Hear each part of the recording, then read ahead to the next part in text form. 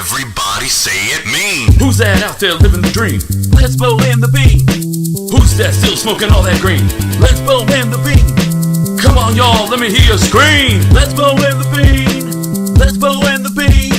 Let's blow in the bean. Go. How did everybody have a good weekend and watch some amazing fights? 214 went down. History was made. We have new champions, current champions, and people getting their due and other people not. And I mean, where do we even start? We gotta head it off with the Leslie Smith underdog pick of the week coming through, which is like right 98.99. I think we've only got one wrong ever on like 60 shows. I don't even know how many shows we've done at this point. Right. On a lot of shows, though, people. We're maybe we've gotten two wrong. I can't tell you even who, but our Leslie dog Smith. Smith underdog. Leslie Smith underdog pick of the week. Definitely has been notorious. One day, people, that'll be a button. Yep. And maybe our first interview. I'm just going to put that into the ether. Wouldn't that be the best first interview for us to have on Lesbo and the Bean? That'd be awesome. I wonder if she likes the beach because we're right there.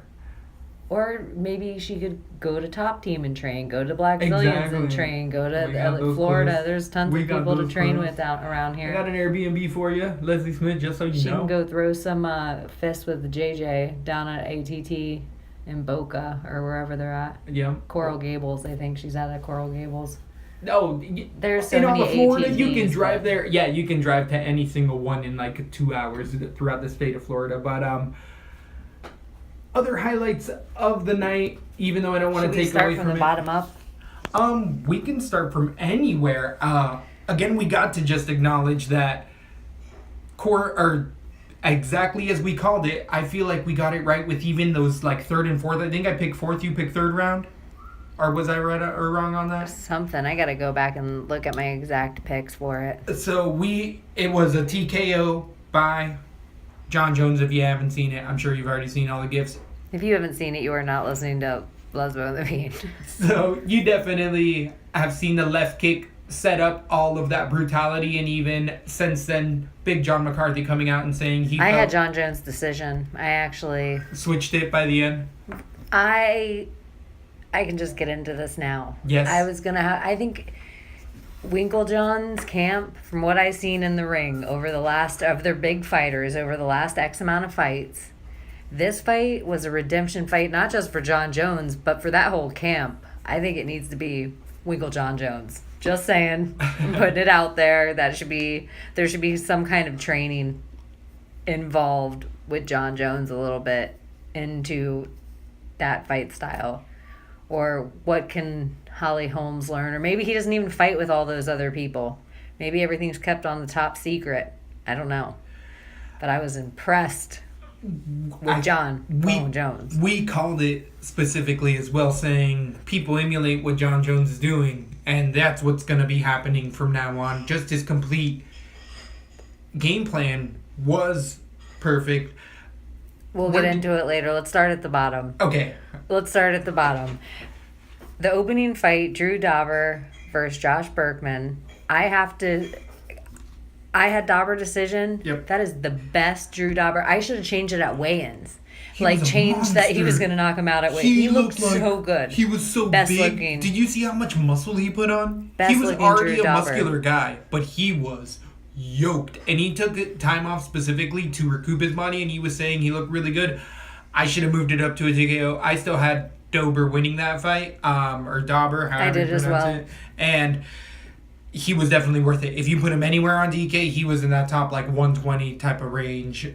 It was definitely a good way to start off the night of fights. And I want to say he looked like the best version of himself, but also remind me to be weary of him on the next fight because he knocked out a guy who should probably not be fighting anymore. Agreed. 100% agreed. How do you feel like where's Berkman going to go in the future? He's going to potato sack himself and put himself through this a few more times, which is a pity. He needs to bow out, or the UFC, the guys fought enough and a lot of just been through it. They need to put him on. He does, by no means a main event, no means, but put him at the first fight of the main event on a Fox fight night Right. and let him retire in grace. Like, If not already go, I think that's his first I loss totally in a agree, row. but if he's gonna be in there, Yeah. one more fight, let him do his. They might not, though, because usually after like 3 or 4, they'll just cut you and they won't give you a last shot. Like, usually 4, I don't know of many fighters that have had 5 losses in a row at any division and stayed in the UFC. It's just kind of, they get a win before that point or they're not UFC caliber. And Josh Berkman is late in his career. We called it all. We said that fight. His family needs to tell him to get his watch. I think we even said all this Yes, exactly. beforehand, that he shouldn't be taking this fight. I was iffy. Josh Berkman, he's one of the guys that makes some people look average. I think I said that. Right. But it's time, kid. It's time, kid. Moving on to the next fight, we had Jared Brooks defeating Eric Shelton via split decision, 3 rounds. That was a hell of a fight. I felt like I called it for a split decision to go to Shelton. I got the split right, got the wrong fighter, but I felt like Shelton definitely looked ultra composed in there the entire fight. I'll still pick the fighter if they keep him in the UFC, because Brooks also looked like, for a debut, somebody to keep an eye on. His striking a little times got wild and he paid for it and immediately got back into That's it. exactly. I thought his ground game was on point. I thought his wrestling was on point. I think he has a lot of stuff to work on, but I think these are both definitely ones to watch. Yeah, I agree. They're both going to go far in I this did sport. go with Brooks, but I think a lot of people did because he's such an animal. I did watch them at weigh-ins, and I was waiting for Brooks to touch Shelton, but I was like, oh shit, don't touch him, because then I'll change my pick right now. Don't touch him. He's like a mini Wolverine. I think that as big of a favorite Brooks was, the split decision call was particular because Shelton did a good job. Moving on to the next fight, we had the Khaleesi losing a unanimous decision to Albu. Albu coming in and looking like a Russian T-1000. That girl is jacked. She's jacked. She Russian probably juice. pops. She got that Russian juice going on. That bear juice flowing. She's definitely limited. I don't want to say that. That was so rude. Take away from her win. I feel like Albu, against other competition, they're going to figure her out. It's just that, kind of like I was saying, Kern can get overwhelmed, and that's what happened in the fight. Kern's gas tank started to really fail her, and Albu was able to just keep a better pace, and Albu had horrible throws that shouldn't work on most women in there, but tend to, and She not muscled something a lot that of them. exactly Muscled them. not something you can rely on later on. There's going to be craftier women than Curran out there. Curran, it's time to go It's to Invicta. Invicta. Exactly. It's the Invicta walk. I don't necessarily think her career's over, but she definitely needs to go through some lower Angela level Hill. competition. I agree. Redemption, get confident again, change stuff around, whatever it needs to be. But yeah, it's an Invicta And she needs life. to change her nickname to the Mother of Dragons. And yeah, it's time, girl. It's time. Moving on to the next fight, we have newcomer Calvin Kattar defeating Andre Fili via 3-round decision. I had Fili TKO round 2, so I got this completely wrong. I had round 3. I got it all wrong. Yeah, I feel like this was a bigger underdog, if not the biggest underdog of the night, coming through. Fili, it was just, the Qatar looked good. The Qatar just stifled and kept the grind of a fight. A lot of pressure on Fili, so he couldn't get that one-punch knockout or kick, which is exactly the right thing to do. It made for a little bit lackluster of a fight, but those guys were both dog-ass tired at the end of that fight. Both of those guys could barely lift their arms up. It was hell of a grind. I'm going to keep an eye on Qatar. It's just really a question for me in this fight is what Fili's starting to do. Like, does he go down and get a little bit better? He's fought the top of the top. Qatar being a newcomer, we need to see him. Qatar had a good game plan. I don't want to take anything away from that. I see Qatar still getting some good fights. Fili, I don't know what I'm going to do with. later on. He just becomes that guy that slowly falls down the card until he becomes the first, second, third card on the fight and welcomes newcomers. He's turning into a stepping stone. Exactly. And that's exactly what's happening. And has he always been? He just has a really cool name. No, he's had some flash knockouts. And they're deserved. They didn't come just unsuspectedly. He was definitely winning fights, and he's looked amazing in some fights stylistically. And then there's guys like this that have just pushed right into him and made it a grappling match the whole time and just made it kind of a boring fight. We had another one later on the card, but we're getting there. Moving on to the next fight, we have Leslie Dog Pick of the Week. Leslie Smith, underdog, pick of the week. Brian Ortega T-City defeating Rento Carnero via submission round 3. I got this 100% right on Tapology. I got nice that perfect job. 100. Third rounder, that was a hell of a fight. I felt like Ortega looked good. So did Moicano. I'm going to still keep an eye on Moicano. That dude is a force in the division, and he's only going to get better from this. And I think Ortega's going to even grow from this. As good as he looked, he was tested in this fight. I feel like exactly what we said on air happened. And you pointed out that Carnero is going to be hell on his feet. And he was hell on his feet. Yeah. And Ortega looked good on his feet though for his size. He looked good. He put in some good shots. Yeah. He took some fucking shots. Yeah. But what saved his ass and what we both talked about is that rubber guard. Yep. That rubber guard. So it pretty much went down exactly like we talked about. And it was the underdog pick of he was cheap to get. I think he was 8-1 or something. It was like 8-1 though, but it was a coin flip, but it was a finish for us. That's a good call. And there was a time or two in the fight where I thought, oh shit. Oh shit. Agreed. But the guy has a hell of a chin. They're both ones to watch. Agreed. I think there's a lot of up and comers on this card. Totally. It was so far living up to the card of the year. We're still halfway through it, and it lived up to the hype of why these matchups were so good. We had Aljamain Sterling defeating Henan Barao via third round decision. I ended up going with a Barao decision by the end of this. I feel like I had Sterling. I flipped it. I flopped it. After weigh-ins, I just gave respect. I feel like Sterling was going to give up a little bit, and that did not happen. Barao definitely gassed a whole lot more. And Aljamain Sterling did a great job of keeping it on him, winning the fight outright. I don't feel like it was controversial at all. I don't think it was controversial at all, but I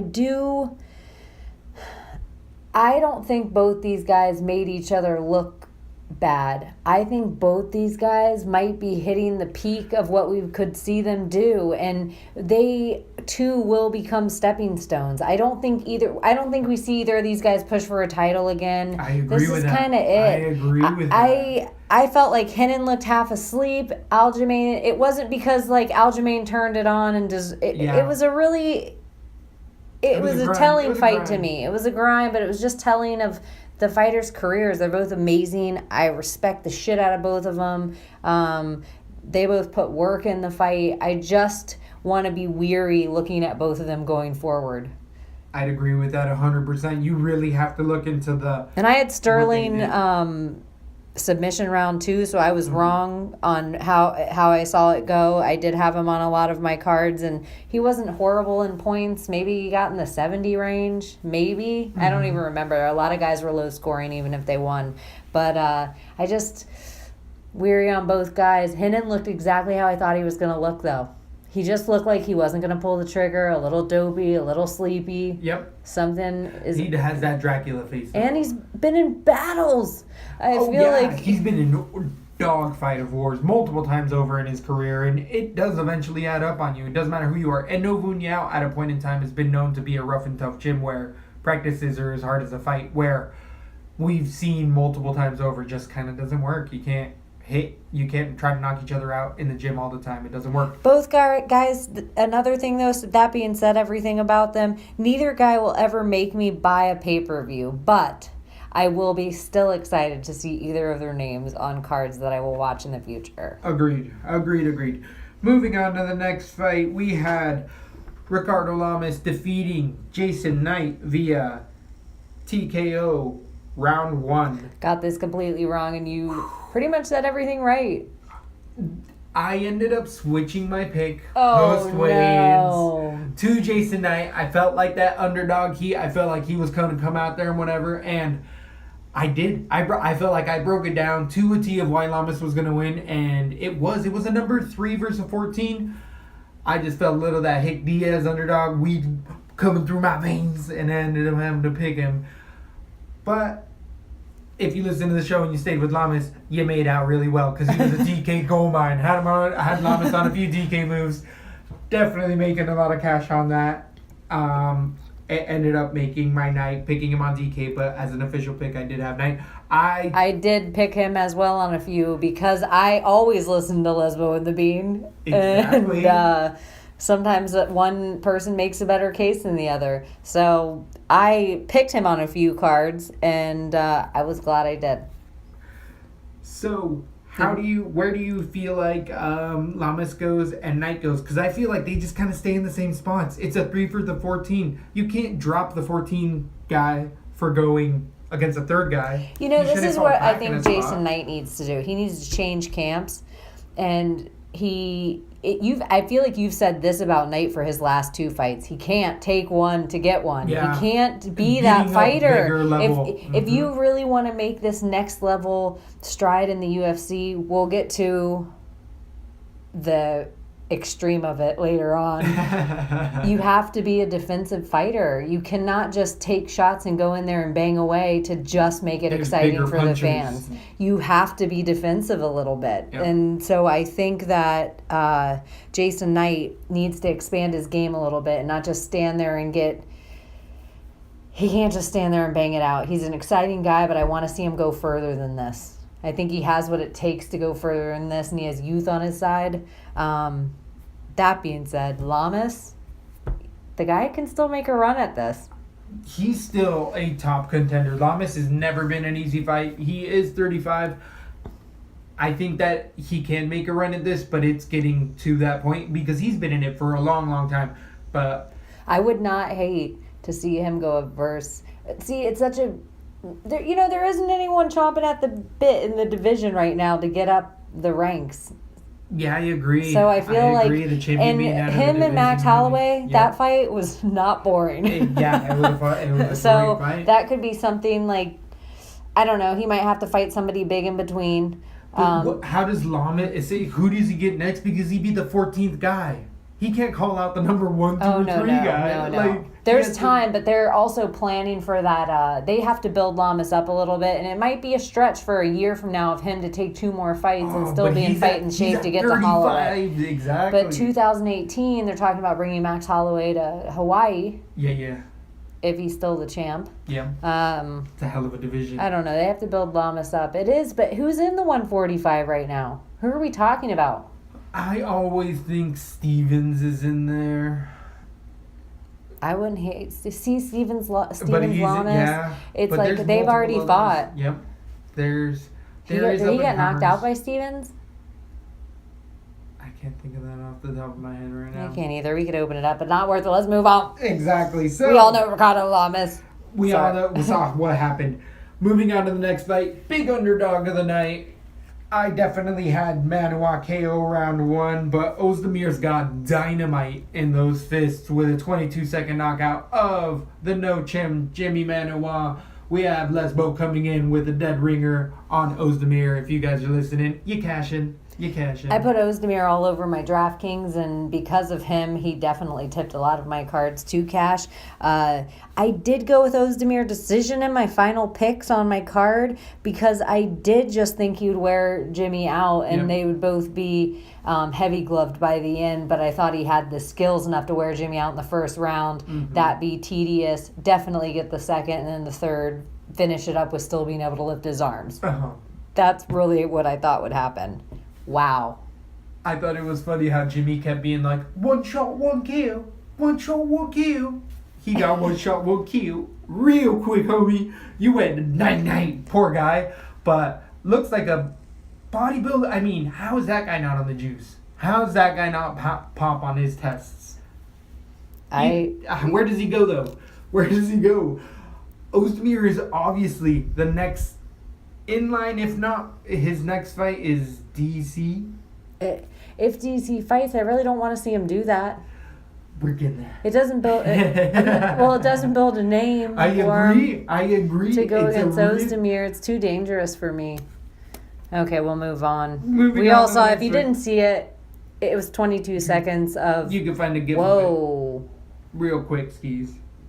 Moving on to the next fight, we have Robbie Lawler defeating Donald Cerrone via three-round I'm saying decision. Ozdemir is going to be the champion of the division if Jones decides to Go up get to his him. belt and then just money fight. Ooh. Or he's going to be the interim. Ozdemir is going to be the interim. Those fucking interim belts. Makes a better picture. Interim belt. Oh, there's more coming. There's a lot more coming. Okay. So, this was a hell of a scrap between the boys. Lawler coming in and looking like he was ready to fight. So what did Cerrone? I know a lot of people were worried about his infection, and it looked like vintage Cerrone, vintage Lawler. The fact that neither one could finish each other was a testament to both of their striking. Where do they go from here? Anybody they want. I don't care who they fight. I want to see these guys keep fighting. But they could have them, two of them. I heard Cerrone on another podcast, and they were talking, you should do a money fight. You should do a money fight. And I'm like, Donald Cerrone versus Robbie Lawler? I agree. That's pretty money to me. I agree. Like, who else are you going to be fighting? I agree. The only thing that I don't agree with is those judges. To me, I thought Donald pulled this out. I thought it was a close fight, and I had Cerrone as well. Decision. I don't know if I was looking through big old biased glasses that were wearing little cowboy hats, but I might even have to watch it again. That's what I have to do. I really felt like Cerrone pulled it out. I felt like round 1 and 2 were my boys. 3 Lawler. That's how I felt about it. If you're supposed to be judging that each round is a separate criteria. Right. As its individual. Anyway. I could see that scorecard, and I had it more or less that. But I could see also the judges. It was a brutal fight. One to watch if you're practicing MMA or learning any type of striking, mixed martial arts striking, watch that fight. You're going to learn a lot because those guys were just throwing unreal stuff at them. It was a night to behold. In the studio, you guys, when there's the camera on the YouTube channel and you can see in here, right about here, I think we need a little table with the computer so we can put in Lawler Cerrone scorecard. But it doesn't necessarily have to be on camera. It could just be right there. Right, just so that we're able to see. So it doesn't mess up our lesbo in the beans. It was a good fight. It was. I want to see Donald Cerrone. Listen to me. I want to see Donald Cerrone again. Maybe let me think of time frame here. We got all of August, all of September, all of October. I do not want to see Donald Cerrone fight at Madison Square Garden in November. I love Donald Cerrone, but I want a minimum of 6 months off between each fight. He's getting of an age. He's been in battles. He's been knocked out too many times. I think we see the best Donald Cerrone when he doesn't take these fast-ass fights just because it fills his adrenaline need. I think Donald Cerrone needs to get a squirrel suit, and I think he needs to jump off mountains in a squirrel suit and do this every 6 months. Just saying. I'm a huge, huge fucking fan. I just want the best Donald Cerrone. I totally agree with that 100%. And 100% moving on to the next fight, we have a belt on the line for the vacant 145 division. We had Christina Justine Cyborg, one of the biggest favorites of the night, coming through with a 3rd round TKO. And that 3rd round is the furthest any other living woman has gone in a fight with Christina Cyborg. I don't believe she has any other mixed martial arts fights that have went into the 3rd round. Could be wrong on that. Yeah, I think there might be a decision or two back in the day. So either way, as of late, Christina Cyborg was just showing you exactly as we said. She is a bulldog, In the throwing UFC. everything she could. You know that for sure. Guaranteed. At 145. Even at 140. At 140, she's also undefeated Which in the is, UFC. it still burns me up. When I think about they made her get to the extra 5 pounds for no fucking reason. Because then they just gave her a division at 145. Yes! Just to prove a point. Just to Just to almost prove a kill point. her. Maybe if we just kill this bitch. Well, they gotta make it even for the other good ladies. And I am guilty of this. Because when I first started watching, this is how little I know compared to how much I know now. I don't know. I don't even want to say it. But I really... I remember when I thought Ronda could beat Cyborg. I remember being like, you guys don't know what you're talking about. You guys have no idea what you're talking about. She could give her a fight, but I think Cyborg would fucking turn her into a tuna can and kick her down the I side think of the pretty road. much everything we saw with Amanda Nunes was the Cyborg fight versus Ronda. Oh, yeah. Cyborg fight versus her is almost magnified to that Amanda Nunes meeting, just where Cyborg could take it to the ground and be relentless. Tanya Evinger, we gotta give her credit. This is her debut UFC fight. She was not fucking scared one bit. She did not back down one bit. Like, that is as tough as a person as you can get. I wish I would have went round 3. I think a lot of people saw it round 1 as a finish. So I think Evinger was worth her weight a little bit. She was the bottom lady of the entire DK line. And I put her on a couple just to let me get other people. And she got like 20-something points. Not bad. She almost got a takedown in there, I think. I feel like we were the only friggin' podcast out there that gave her any credit going into this. I had her round 2. I thought she was a grindy fighter. Yeah. I gave her tons of props. One of the things I like when they interviewed her afterwards, they were like, Tanya Evinger, do you have anything to... What did you think? Well, I wish I wasn't a pussy. Love Tanya Evinger. I love Tanya Evinger too. I'm a fan of her. I think anyone out there that's giving her shit because they're like, she shouldn't get any kind of credit because she went to that. She still lost a fight against a beast. There's a lot of guys that wouldn't And do there's that. a lot of fighters. I would love to see Tanya Evinger fight in the UFC. I think she wins against a lot of women at the 135 division. I totally agree. She does beat a lot of women with her pressure. She's very Leslie Smith-esque in their pressure. They do. Grimy. Exactly. She gets you in a dogfight and makes things hard for people. I do think, though, with this fight, something that you can learn from up-and-coming girls is guess how to start to slow down Cyborg. Start to get her in round 3. You saw a very much more winded throwing punch. There was still a lot of power in it, but that technique started to get a little wild. And against somebody with good striking, if JJ could just put on 30 pounds of legit muscle, oh my god, that would be the fight. That would be the ultra super I fight. have to tell you, if JJ could put on 30 pounds of muscle, she beat Cyborg. That's it, because it'd be the defense to stop the takedowns. Okay, that being said, Oh. this is just an interesting little.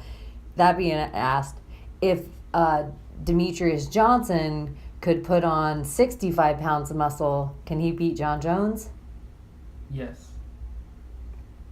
It's interesting because everyone's Yeah. like John Jones, unquestionably best pound for pound. It's the age-old thing that they also say, though, with the lighter weight guys in the gym is that they always have the perfect technique because they can't out-muscle like the big guys. Big guys can muscle the moves, and that's why they'll get really weird submissions at times, where little guys can't afford that. It just doesn't work, so they have to use actual leverage points, and their technique, like Demetrius Johnson, is flawless.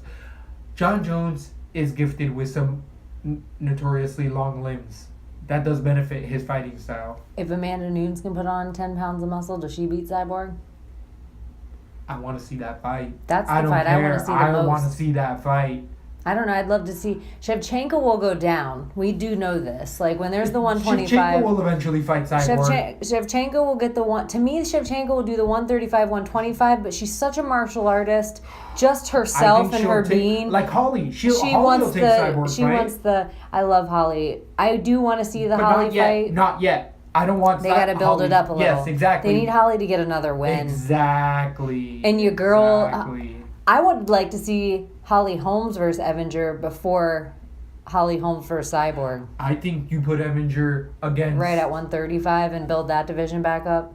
Yeah, but you put her in the middle. You don't keep her at the top right away. Even though she's coming off the Invicta, you still have her get. Okay, I got you.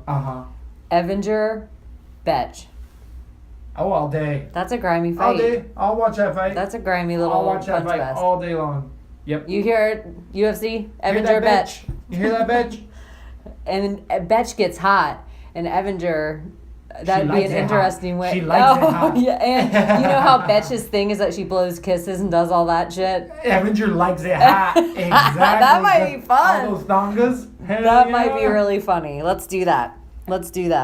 Cyborg, Cyborg, one of the great things about the UFC for her, even though it was a slow start with promoting her right and Dana giving her any respect, and Dana and respect is another issue we'll move on with later on.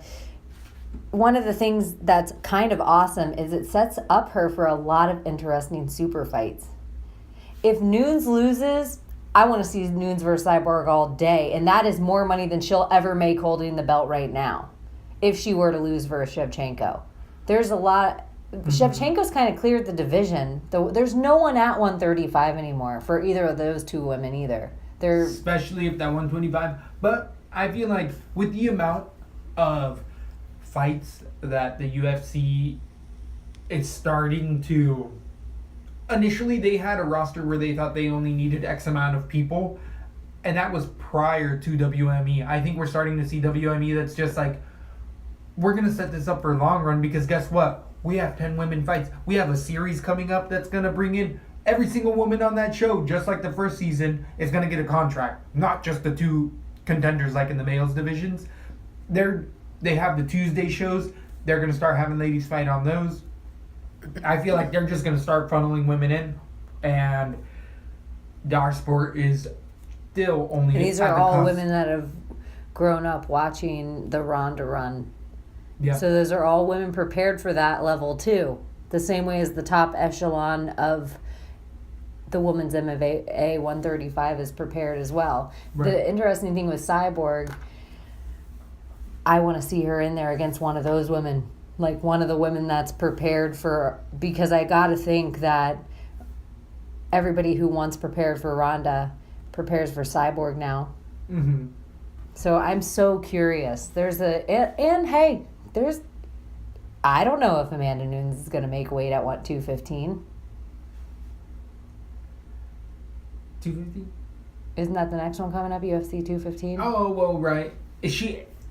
Oh, I did see a poster. Is that what she's booked for with Shevchenko? Shevchenko and is it in Toronto? Where is it? Because we were completely wrong in Vegas, totally in Anaheim this last 214 card. Just throwing we don't it out mind there. admitting we're wrong. Just saying. It was a long day. The headliner of 215, and it's a pay-per-view, and this is a big deal for, I think, a little bit of Dana White eating his words, and maybe it's to say we'll see.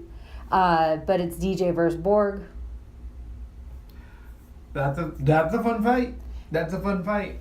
I really like that. I think wanna Nunes see has it her happen. own pool. I think these Brazilian women are having their own pay-per-view audiences that they aren't getting credit for, as well as Cyborg on this card versus John Jones in DC. Mm-hmm. I heard a lot of people that knew her in the fight. They didn't know Woodley and Maya was happening.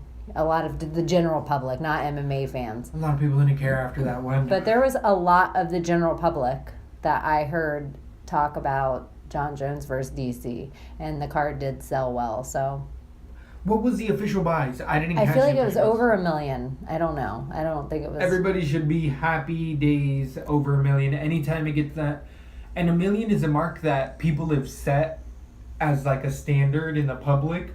But really, if they make like 3 million, they've made their money back. And in a lot of places, like on, British television and stuff, it's free. There's a lot of eyes on it. Just because it sells 1 million fights, it doesn't mean With what you're saying exactly. Did you hear the controversy that just happened Yes. today? So we're just gonna get into Maymac real quick. The fact that we have to pay $100 here in the United States, and in the UK it's only 20 or 19 pounds for the pay-per-view. Oh, I thought you were talking about healthcare. Boom! Oh shit! Got him. Got him. Just kidding. Just kidding. I know, it's friggin' horseshit. It's so weird. Like, under $30 they all have to pay. A good thing the internet exists. I mean, true. Easy streaming. Yo. Easy streaming. We hashtagged that this weekend, and it makes me a little nervous. I don't know if I were to get to the next level of fights, if there was another 205 coming up where it was that UFC super card where it's like, oh my god, I have to buy this pay-per-view no matter what. I almost was that level with this fight, and it was a rough stream to grab, people. I don't know if you had that out there. I feel like the stream police are out there. It was a nail biter. UFC's cracking down. But by the end, I forgot I was watching a stream. Thank Watch the goodness. glory, that was the co-main event with Tyrone the glory that was the co-main event. Tyrone Woodley winning a 5-round decision versus Damian Maia. I know people are trashing on this fight a lot, but I thought the knockout was going to come for T. Wood, but he just wanted to stay completely away and stop 27 takedowns, which is a record of takedown defenses in the UFC in a 5-round fight. They were pretty sloppy. Good thing. That's a nice stat that Joe Rogan could have used. Oh, thank you, Joe, very much, Rogan. That was so rude on air after the win. Like, that was the first thing that he said. This is the least amount of punches thrown in, what welterweight? What's 170? Yeah, welterweight. This is the least amount of punches thrown ever in a welterweight fight. Thanks a lot, Joe Rogan. Nice to say about the guy who just won his belt. Right, Like, who just retained his belt against... Damian Maia has been murdering a lot of men. you know what I think happened, though? A lot of men. We have a biased decision thing of this fight because, speaking of rough streams, our stream turned into a slow motion stream, and we got to see it in a really different way than anybody else. Just in slow motion? It was a beautiful takedown defense. I mean, That's Tyron what we Woodley, watched the whole time, their it was, feet. Yep. It was just perfect framing off of the clavicles, keeping your hips away when Damian Maia did get that single leg, Tyron Woodley turning his whole body away and limp legging out. These are all techniques you can see in fundamental wrestling videos on YouTube. Perfect. If you, as much people are criticizing this, you can look back at perfect strategic game planning and sticking to it completely. Tyron Woodley used multiple wrist locks as well when Damian Maia would grab onto the submission as well, or not the submission, the leg or thigh at all. Immediately Tyron Woodley would grab for the hands because he had already lost his initial forearm defense, and he'd start to peel away the hands. That's basic wrestling 101 stuff, but a lot of guys like to stick in the whizzer and get in deeper on the leg, and that's what you can't do with Damian Maia. When you get in deeper against him, he'll flatten out to his back, and the few times that did happen with T. Wood, he completely got up and ran away and waved him up. Do you think in the future, even though T. Woods isn't getting his props now, like maybe this fight will be... I know there's boring fights in the UFC, but to me, this fight was nowhere near as boring as T. Woods versus Wonderboy 2. Nowhere near as boring. The one thing, do you think this fight will be like a vintage, what are they, like a indie film where people don't realize it, but a ton of big wrestlers and MMA people will watch this in slow motion, breaking down every move for defense, for any back position for the rest of time. Oh, yeah. Like, geez, I just can't even believe what perfect defense and skill that Woodley has. I was impressed with it. If you guys get a chance to watch it in slow motion, highly recommend it. Maybe just take... Yeah, I think on everybody YouTube you probably can set it like crazy like that. What I gather, the general public felt like they did watch it in slow motion. There's a lot of booing. There was a ton of hate out there.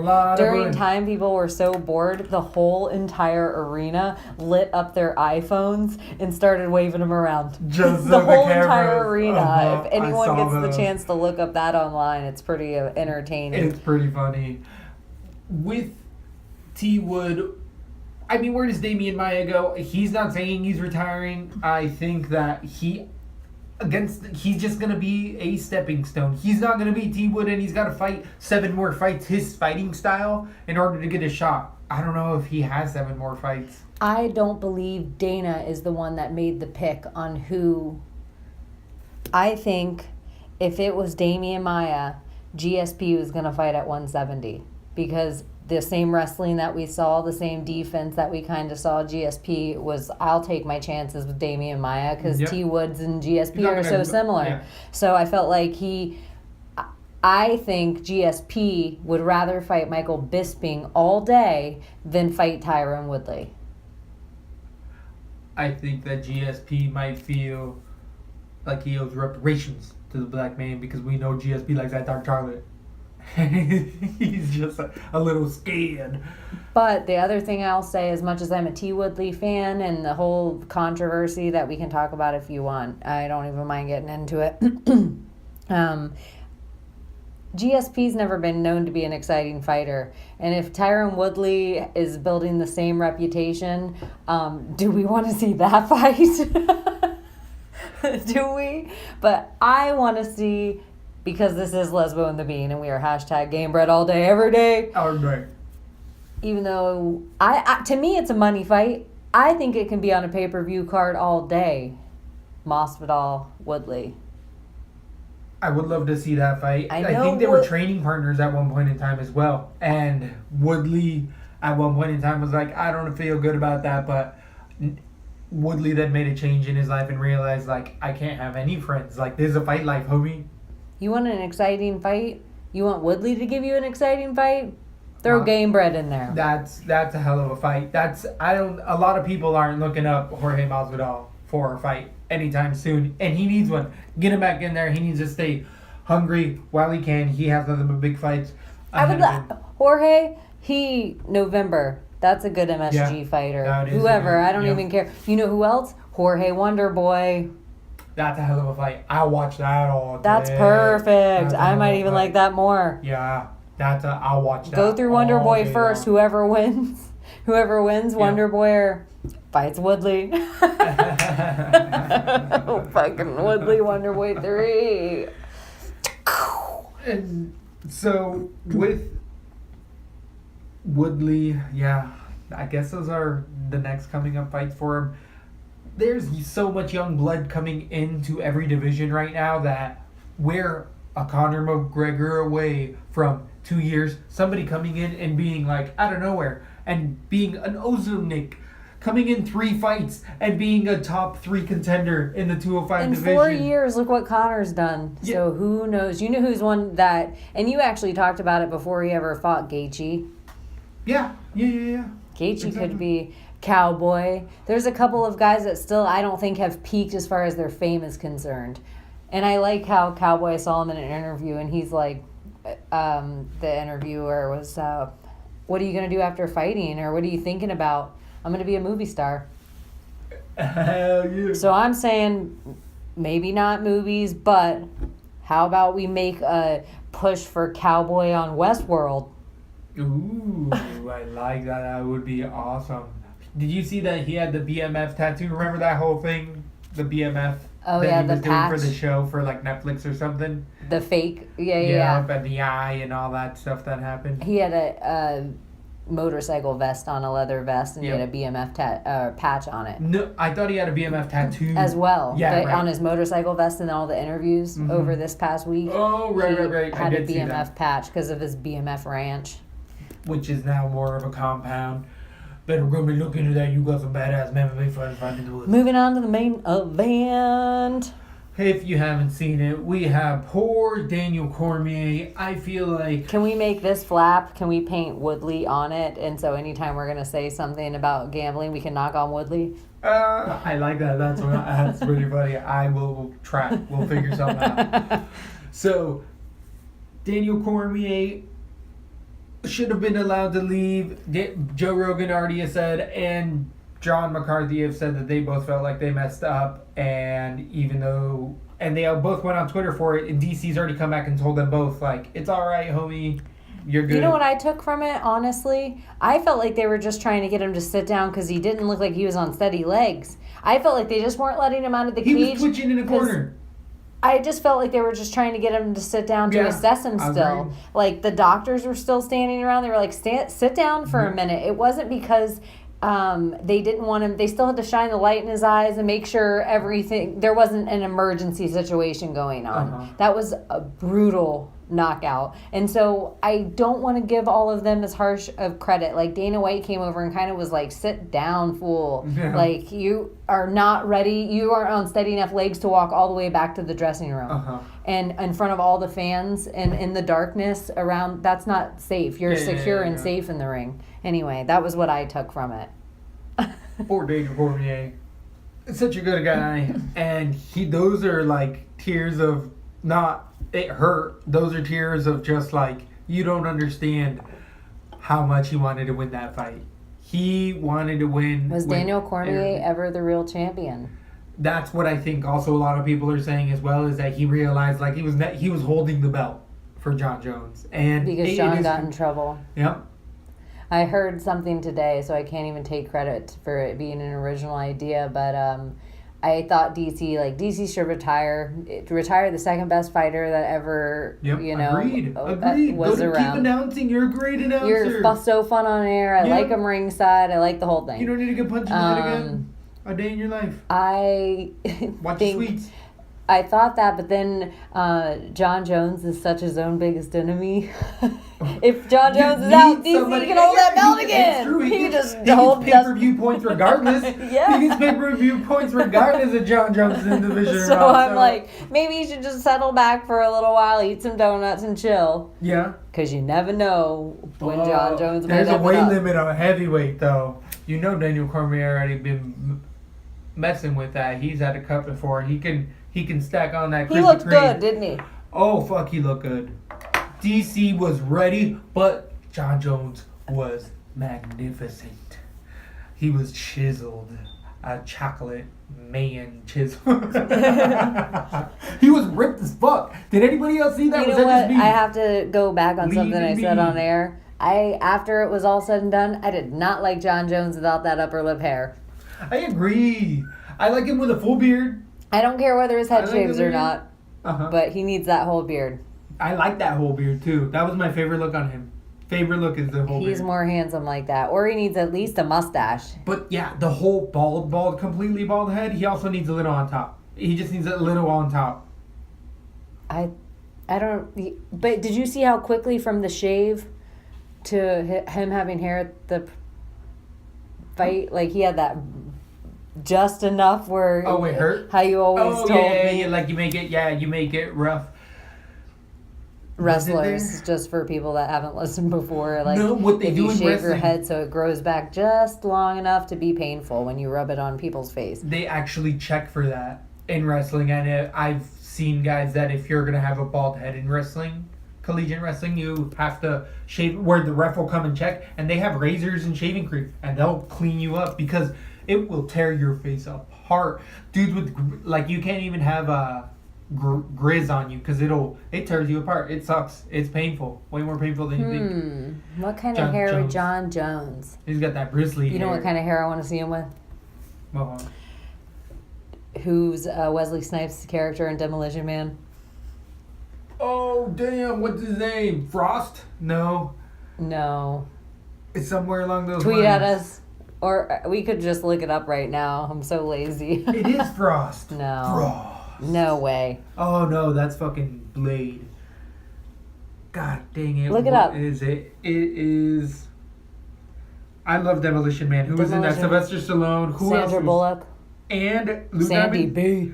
Lou Diamond, was he in that, or who was the? No, it was Julia Roberts' ex-boyfriend, I think. He was a handsome piece of cinnamon. Benjamin Bratt. Boom! Wow. That wasn't looking it up, people. That was Google of the brain.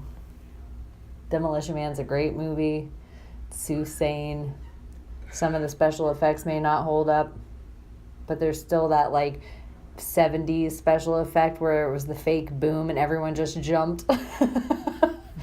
You know what I'm talking about? I Where there's a fake explosion, love- everyone just jumped at the same time away from that. I completely love the fact that they Taco Bell ruled them all. Like Taco Bell was the one company that beat everything. I That just remember stuck that. around. I remember Taco Bell feeling fancy for a couple weeks after that movie came out, where I was like, "We could go to Taco Bell. I'm gonna wear my motherfucking clothes. That's future food, homie."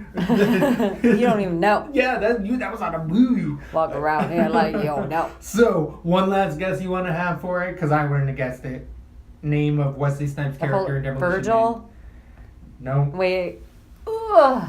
I really want to have a guess, and you're gonna say it, and I'm gonna. What is it?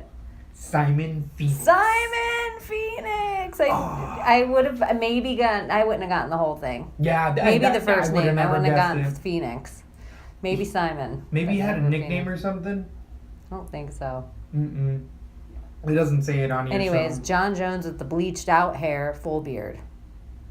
Or it doesn't even have to be the full beard. John Jones, bleached out hair, goatee, but it has to have the mustache attached.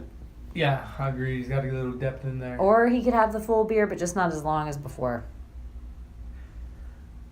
As long as he gets not bald again. I did not like that look for him at all. It was, I'm telling you, it was the upper lip hair. That would have said it now. Like what we were talking about instead of the fight, but that's funny. How did you feel the fight was going up until that kick, though?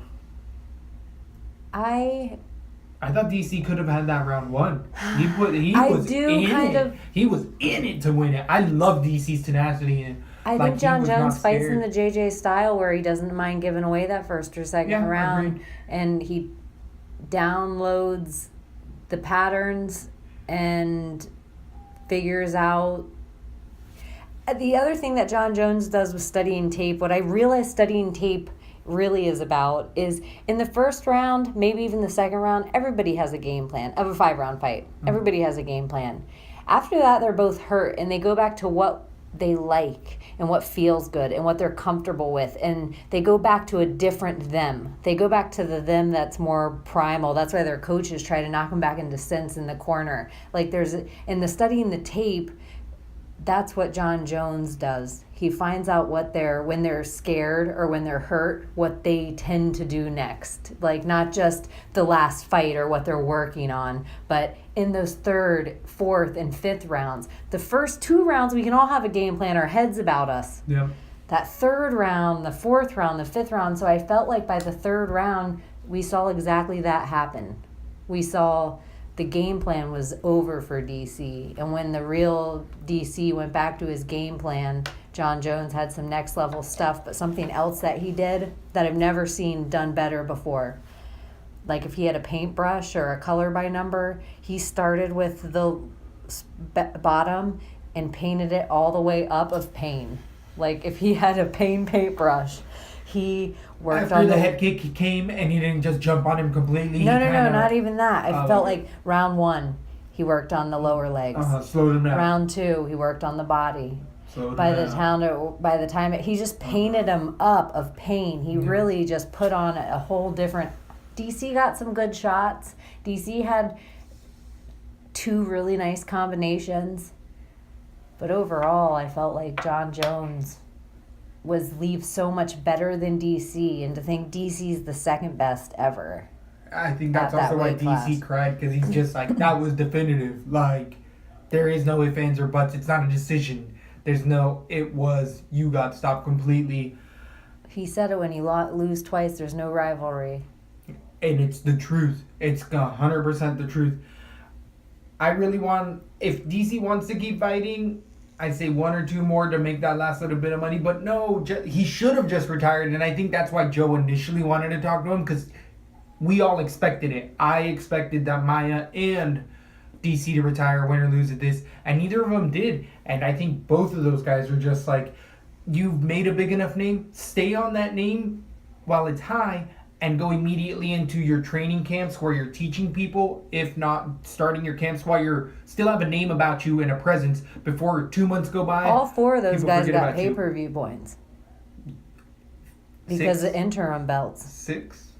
I don't know if either one was Christina holding a or- belt yet. So I don't think either of them do. But I do think there is something that you get pay-per-view points for the champion. Having the belt. So I think there's got to be something with interim. And I think something with those belts is also how they're stopping the union from happening, getting successful. Right, where they're telling because there's a little more money involved. To be able to get that boot. Yeah, I agree with you. I think DC, he's done all there is to do. And he just can't beat John Jones. And I like how John Jones buried the hatchet at the end of this. There's no need it needs to be a rivalry. And what better words can be said?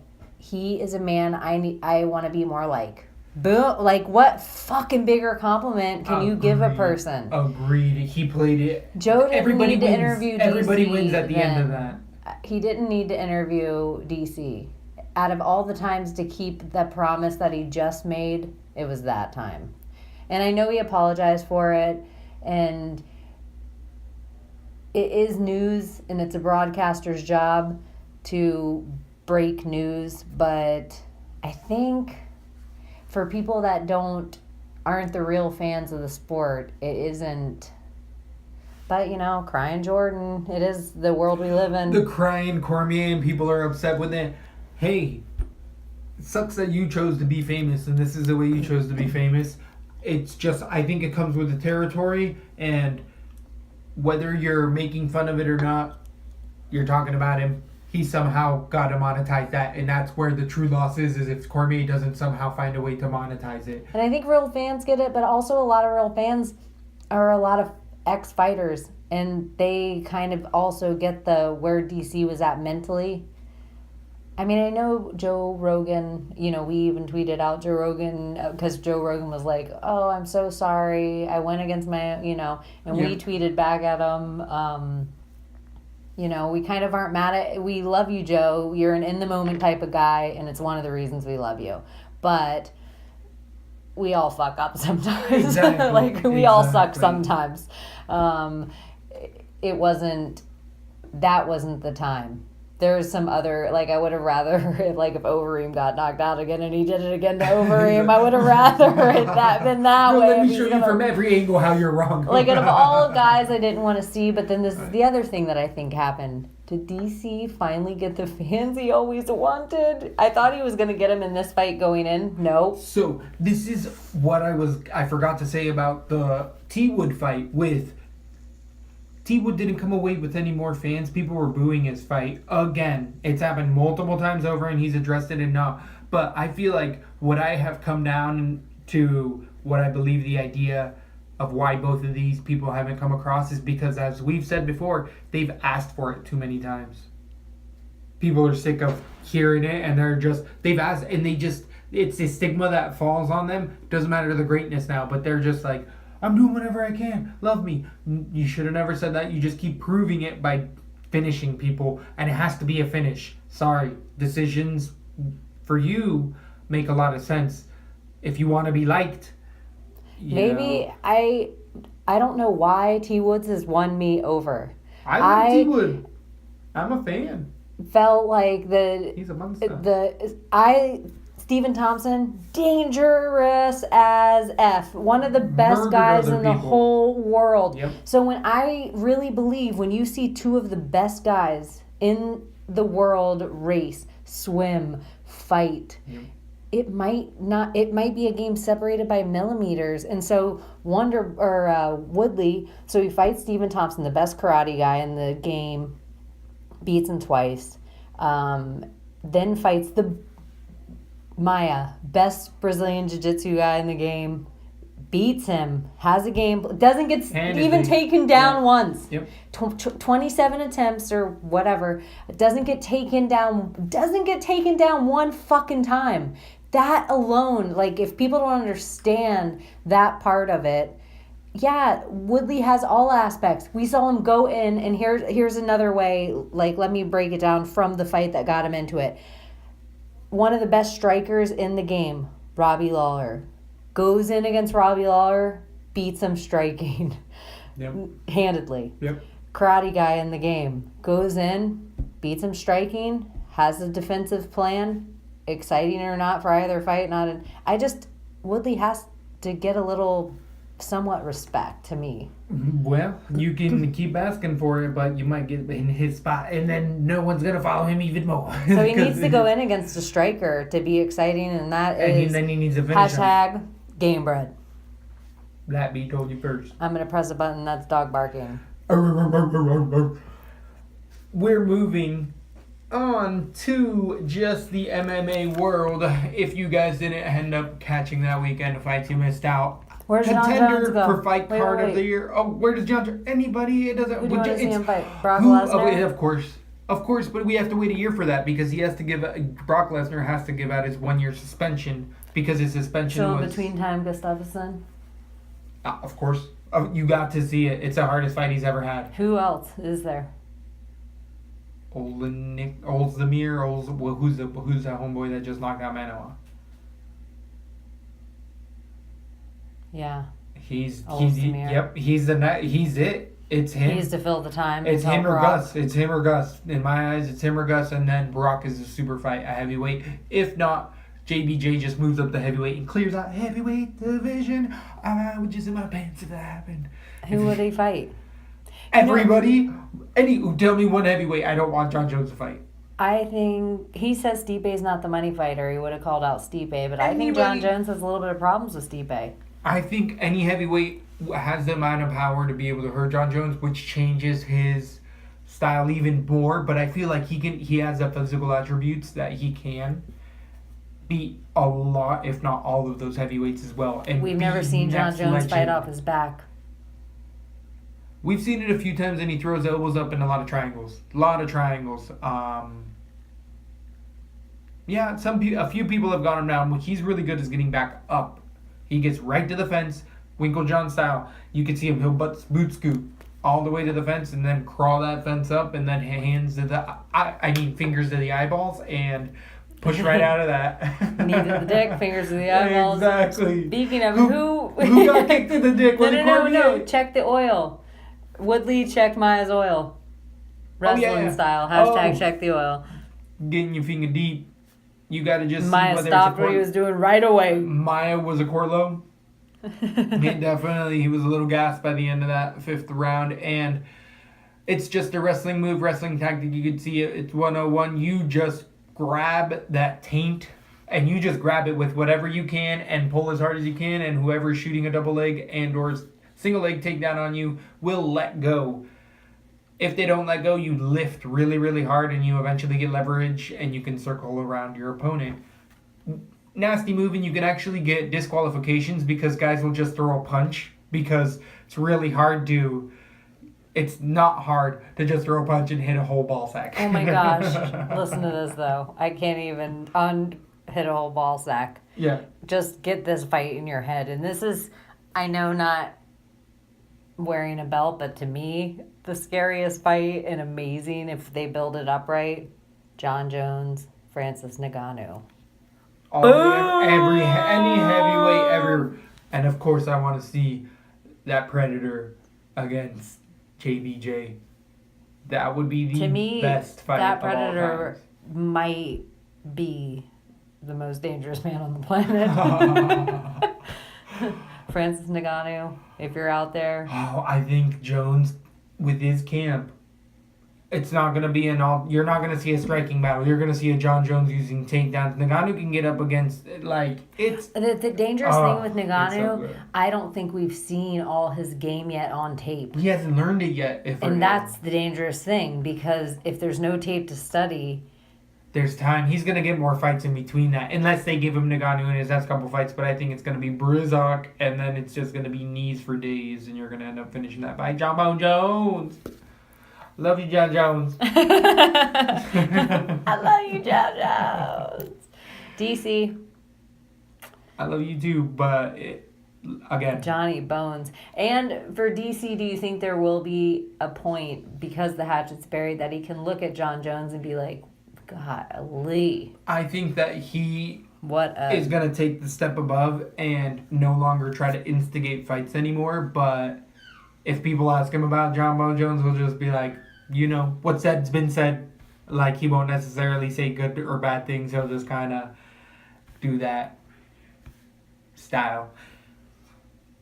Okay, we can move on from UFC 214. Hell of a double post breakdown. Whew. Yep, we're just getting started. We're just getting started. You need an interim. You need a little intermission. Take a little potty break. Please sit down. Just leave us in your headbuds. We know that you're right there on the toilet. Listen to us right now. And we've talked about Woodley and Dana, have we? What about it specifically? Please go on. Well, I don't think we Just have. in the post-fight presser. No, we haven't. How he was just like, Woodley is so boring, and the crowd was booing him, and just pretty disparaging for a guy who just won his belt.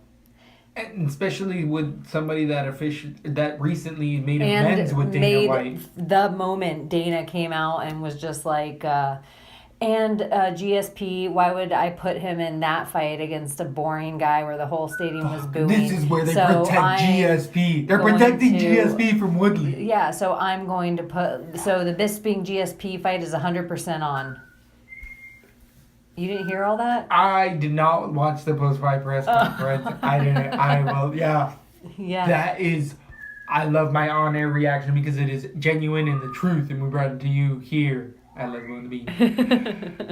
Unfucking believable. That is a disgrace, and of course they're going to try to protect GSP, as we were alluding to multiple times over in our podcast, that GSP don't want none of my no T-Wood. That wood is too hard. I agree. Yeah, that's what I was saying. Yeah, exactly. I was like, It's that was 100%, GSP making that Yeah, call. he's protecting himself. They're protecting him. Yeah, Bisping GSP, I don't want to see that. But I'll bet on that, and I'll bet on my boy Bisping. My boy. Dramatic whistle to that effect.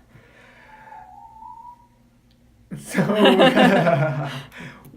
any other off the Twitter? I know the Vanilla Gorilla's been tweeting like that novelty's kind of worn off a little bit on me. I still follow him. He's a fun person to follow on that verse. Oh, have Good you seen Izzy Garcia? He's a guy a lot of fight fans follow. I think he has around the 75,000 mark followers. For the UFC community, that's pretty huge. Big. The MMA family is growing, though, every day. I think people are more and more interested, as our podcast numbers showed this week. Whoop, What whoop. up? Thank you very Biggest numbers much. yet, so keep it coming, keep it coming. And we'll try to work on giving you more content. And hopefully the goal one day is we'll have a Lesbo and the Bean neon sign instead of just a framed Lesbo and the Bean. Only if I can have a calendar that is a woman on the back of an old muscle car in a one-piece thonga. Like old school 1970s in a garage, a mechanic And garage. she has a beer mug. Maybe not the label, I don't care about the beer or whatever sign it is, but just she has a beer washing a car like at the driveway. What's gonna be all? But she could be a brown now. She could be a little bit darker. She doesn't have to be that skinny white lady. She could have a little bit in the back. They were little stick figures back then. Yeah, like 70s muscle cars, but we have to do it clever. Well, no, I'm thinking 90s, like 90s garage calendar.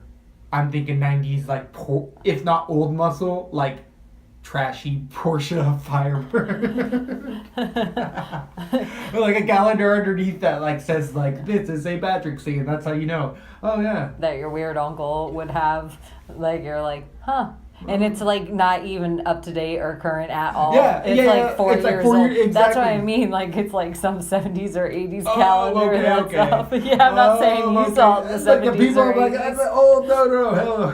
No, I'm just saying, like, it didn't matter. You Then can see okay. some old-ass calendar Yeah. hanging up. Yep. Those that are is the the being truth. old-ass, but we'll have to do a whole photo shoot, get some girls involved, do auditions. Casting couch. Uh-oh. Here we come. Uh-oh. I will not be allowed to do that. I am married. I'm married.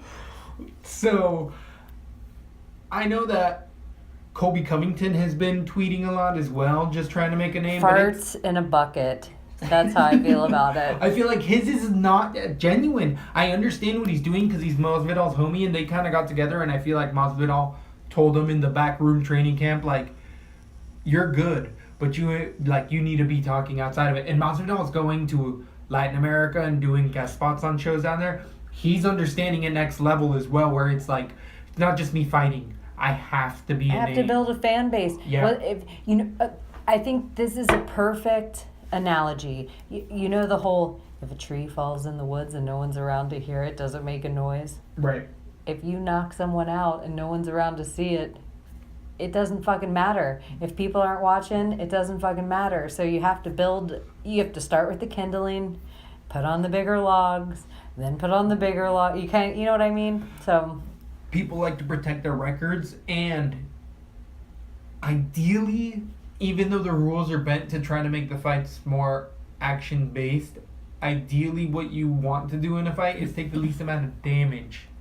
That makes for a very boring fight. That turns into a Floyd Mayweather fight.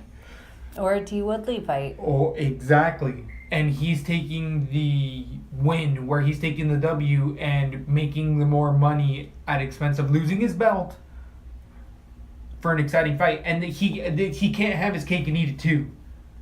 He's got to pick the winning record or the chance at losing. But if he wins, then he wins it all. Like, he gets the fans and the credibility. Well, maybe T. Woods could learn a thing or two from John Jones. Maybe he could study up a little bit. There's got to be a way to use it a little. Yeah, you want to take the least amount of damage, but there has to be a fan factor involved. I've read a lot of tweets with people where I do agree. There does have to be an excitement level involved. It's the difference of playing music for yourself or playing for a crowd. Totally agree. All right, so the DCKO interview with Joe Rogan, we talked about that. What were the biggest things that stuck out other than the DC Jones? Like, on the undercard, what was something that you really were like, wow, okay, I gotta remember that? Brian Ortega against a... Moicano? Or just Carnero. Looking forward at Brian Ortega, even though he was our Leslie Smith underdog pick of the week. Even though looking forward at him, if he's against a heavy-handed guy, yeah, that could be a little dangerous. Trouble. I agree. He took a lot of punches. Watch his other fights, and you'll be like, damn, he took more punches than I thought. Not something that's beneficial for him. Luckily, he can put it together, but that Diaz fight style. Speaking of Leslie Smith underdog pick of the week, we aren't a podcast that's going to strive or try to do interviews. It's not going to be our thing.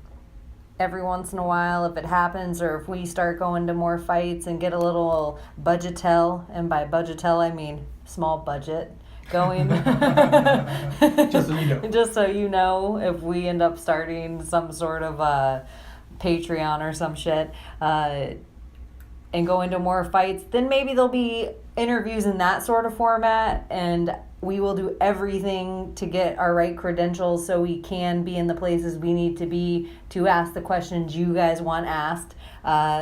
If they're good, we're not asking some bullshit. We'll get some likes and votes and see how you all feel in a consensus. But Leslie Smith, I think she has to be our first real interview.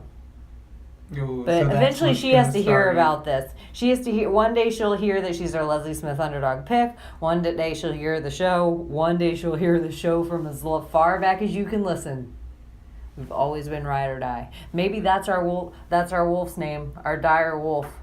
Leslie. And our logo, Leslie Smith, our dire wolf. Ooh. Anyways, I was a dire Malamute, but that's just. Sometimes I think it's a dire German Shepherd. Exactly. But that's what I kind of... Dire Coyote. What if it's a dire unicorn Odie? And then it could be any dog that we want to imagine. We put a horn on it. Yes. I think that might be it. That would be a awesome. Coyote with a horn? That would or be a so wolf amazing. with a horn? Exactly. German Shepherd with a horn. Let me write that down. That's higher level thinking. You're getting the top notch here at Lesbo and the Bean. You know another thing we do at Lesbo and the Bean, which is so old school? Yeah, we have our phones, we have the computer. We like to use the old school pen and paper. Ye old pen and paper. I know I should have a quill. Doodling is an age-old art that has definitely brought me a long time in the American education system. Hours I spelled doodling. Better than Ritalin or Adderall. doodling can help you pay attention when you're trying to hold conversation. Just a little piece of advice from some counselors in college. Anyways, moving on. We were about to end up going into this weekend. We are not going to slow down one bit here at LaTB. We're going to keep bringing the hot fire. If you haven't subscribed, by the way. Let me see if I have any more news to tell you about. Oh, whoa. But if you haven't subscribed really quick, just remember to subscribe. It just makes it a whole lot easier to get to us. Our website has been coming along, if you've noticed. We do a robot, and I want to have a song made right here. We'll have a button, burp, and it'll say, like and subscribe, and we'll do the robot. I like that. I like that idea. That's going to definitely work out for us in the long haul. So the one thing I wanted to tell you about is Anthony Johnson was on MMA Hour with Ariel Helwani. I bet that's a great intro. I feel like it's New York Rick. I don't know who it is, but I feel like that's his voice. I kind of like that style. I don't want to knock it off for us, but I wouldn't mind something. I feel like if there's somebody who can knock off Latin vibe on the show is a guy named The Bean. I would love that mariachi sound at the beginning of our intro. Oh, I just found some old school Cali shit that I'll have you listen to in a bit. That might be the next intro. Yeah. I'm going to show you some stuff. It's going to be dope. Yeah, it's funky. You like it. There's a whole little saxophone. So on there, Anthony Johnson was on today, and the part I don't know about is the later Twitter was whether his contract was really finished or not with the UFC, but I am almost positive he fought his last fight, but maybe he didn't. Or if it's been early terminated or whatever. I thought he retired, which terminates it. When you say you retired, you can have 2 fights, 3 fights left, but it doesn't matter. UFC it sounded like he had feelers out there, and he was like, if the money was right, I might be willing to sign with another organization. And Ariel said, what about an organization that rhymed with Melitor? Which I thought was clever. Shout out to Ariel. That's funny. And he was, if the money was right, I would totally go. And then there was an interview right afterward with Frank Mir saying when he's off suspension in a couple of months, he's starting to train now and putting his feelers out there now. So right when he comes off, he can have a fight ready as opposed to having to wait the whole time afterward. Kind of John Jones style, what he kind of did with DC. Waited, I'll train. When my suspension's over, I'll have my fight ready. So, those were just 2 things I wanted to tell you about Mir, like that. Anthony Johnson, maybe. And I was like, I wouldn't mind seeing them fight. I would love any of those fights. I thought it was though with Anthony Johnson, the thing that I don't like is that when we say a fighter wants to retire, he shouldn't even be coming back because he doesn't have that. And we've seen Anthony Johnson quit at the highest levels, and we know he doesn't have it and he doesn't want to. And the last thing you want to see is somebody go in there half-assing a training camp, expecting his physical attributes to get him through it, and have a real young killer come in and tear his head off. It's the last thing anybody wants to see. So I think, as much as a fan as I want to do it, I'm thinking there was a reason Anthony Johnson stepped away. Keep your weed money, dude. You're going to just wait 2 years. Frank Mir, wait 2 years. Both. Yep. Both of them should just be donezo and not Bellator it up. I think both of them. You don't think Frank Mir versus Chael? Anthony Johnson versus Chael? No, Frank Mir's too big for Chael. What about Anthony Johnson versus Chael? Chael's been fighting at 185 or with 2, yeah. That's perfect. It's a different category. It kind of builds them all in for these. They're not necessarily super fights, but they're like, what would be terminology for a not quite super fight, but interesting.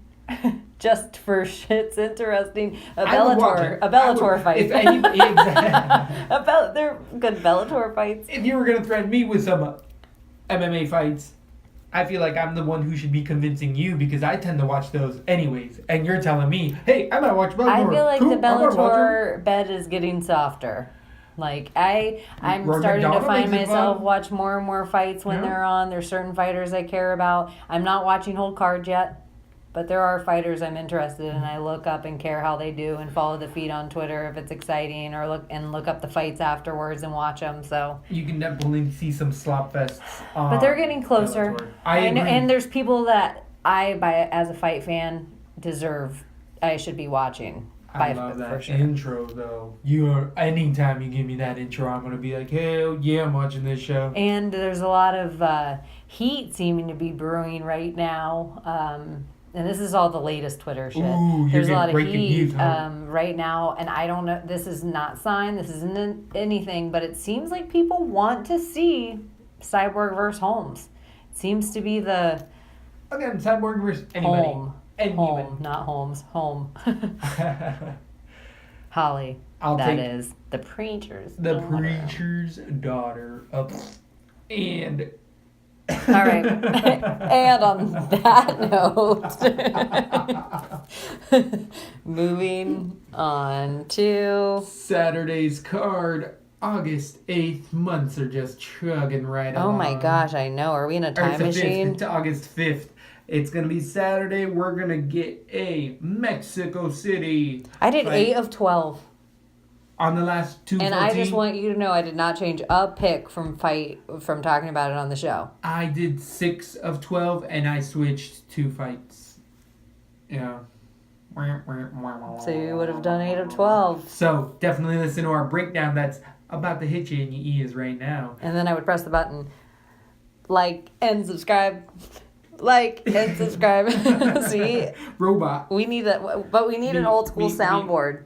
I wonder if I can find that on the old eBay.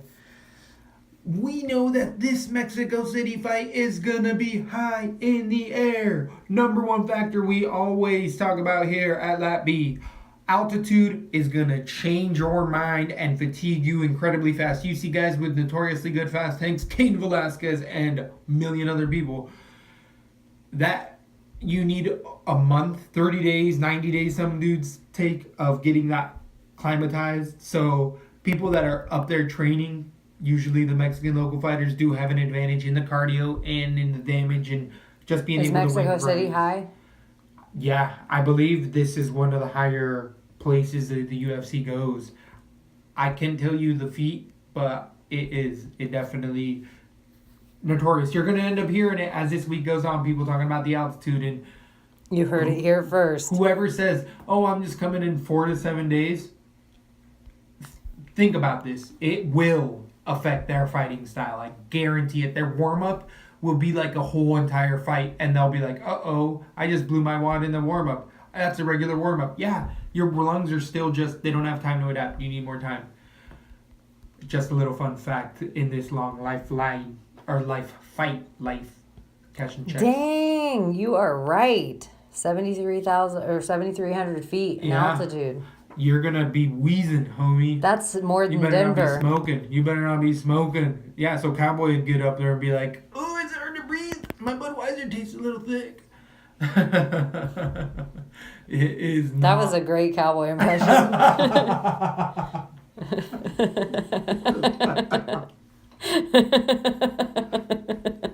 That's if he was at altitude, obviously. Yeah. Cowboy at altitude. Yeah.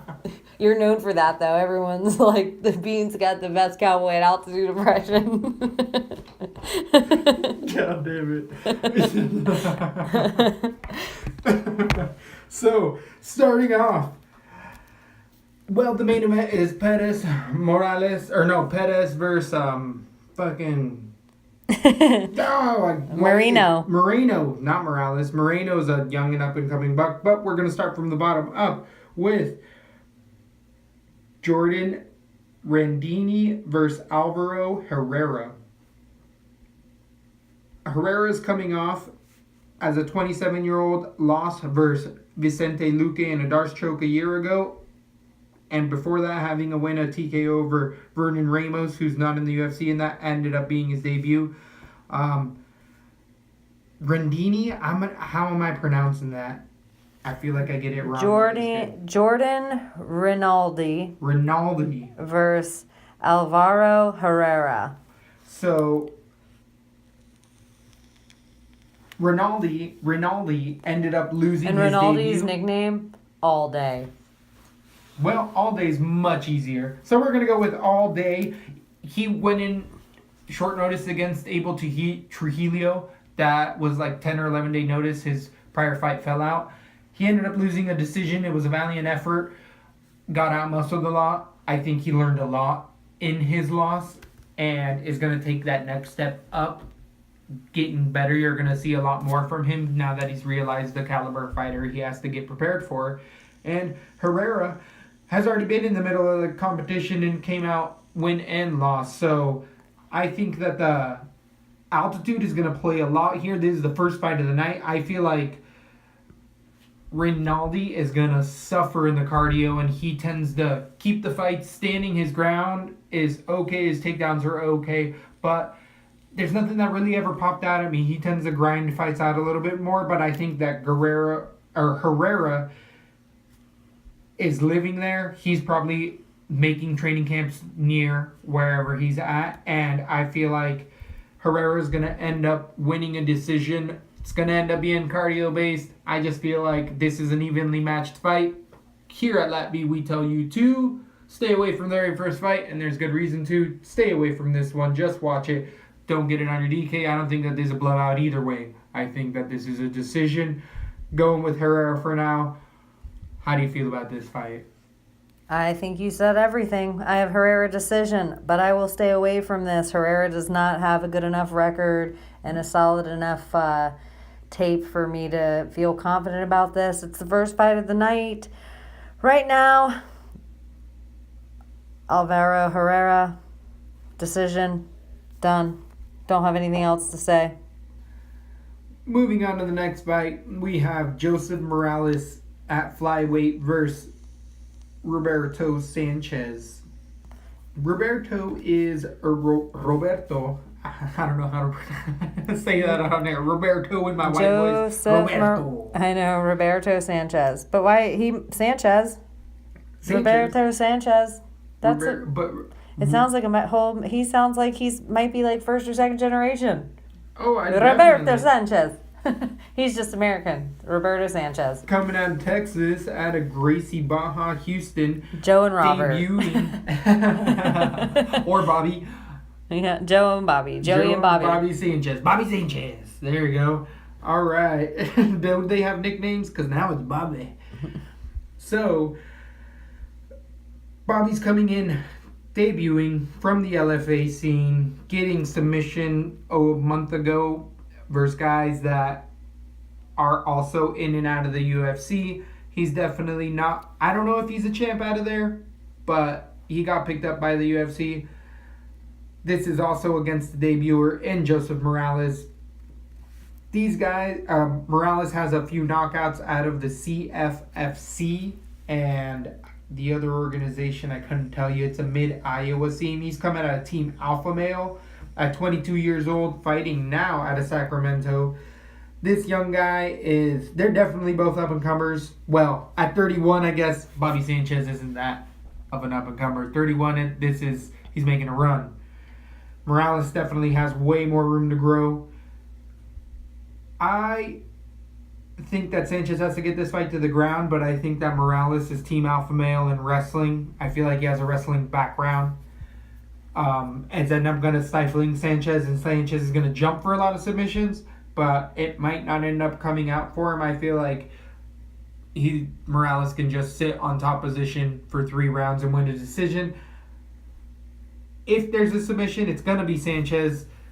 I think Alpha Male is going to get Morales ready. These guys are also iffy. We got to watch this fight. I don't feel like you should put any money on it because it could go either way. But I think that Morales is being overlooked right here. I liked him a little bit more in the tape that I saw. I do have another split decision going with 2 underdogs in a row to start the night off. I have Morales decision as the underdog right now. How do you feel? I have just been going back and forth just now. I'm doing all my picks live on air, but just staring at both their records, and I'm going through. You have Robert Sanchez. He's a Gracie trained guy. Gracie is legendary. That being said, because it's so legendary, it was one of the first legendary things, and everybody kind of built off there. one of those things that built off there is a camp called Alpha Male. Alpha Male has been pushing this guy. He obviously, I think at this point, Faber would not send somebody in that wasn't ready if he was in a battle for his last knockout. It wasn't a battle. Morales is only 22 years old. They did the same thing with Cody. They did not wait. They sent him in when he was ready, and he was ready. We saw the same thing happen with Cavillo. Mm-hmm. They sent her in when she was ready, and she's ready. I think I'm going to trust him again, and I think he's going to knock this guy out. And I think he's going to knock him out. I think the first round's going to be a little bit of a grind. It might take until the third. I just think Sanchez is stepping into UFC caliber guy, even though Morales hasn't been in the UFC. I think he's warming up and training with guys who have been. Exactly. So I'm going to go with Sanchez, I'm going to go with Morales. Ooh, and I'm changing it right. I had Sanchez submission round 2, but just looking at the whole picture, and I was going to, when you said jump into submission, I'm like, oh shit, because Morales, one of the things that worried me looking at him is he's a little guy. Sanchez looks long and lean in pictures, but they're the same height. So jumping into submission isn't necessarily as scary, because he's not as long and lean as Sanchez is. I think that I am going to pick an underdog with you and agree. You tend to go with the wrestler.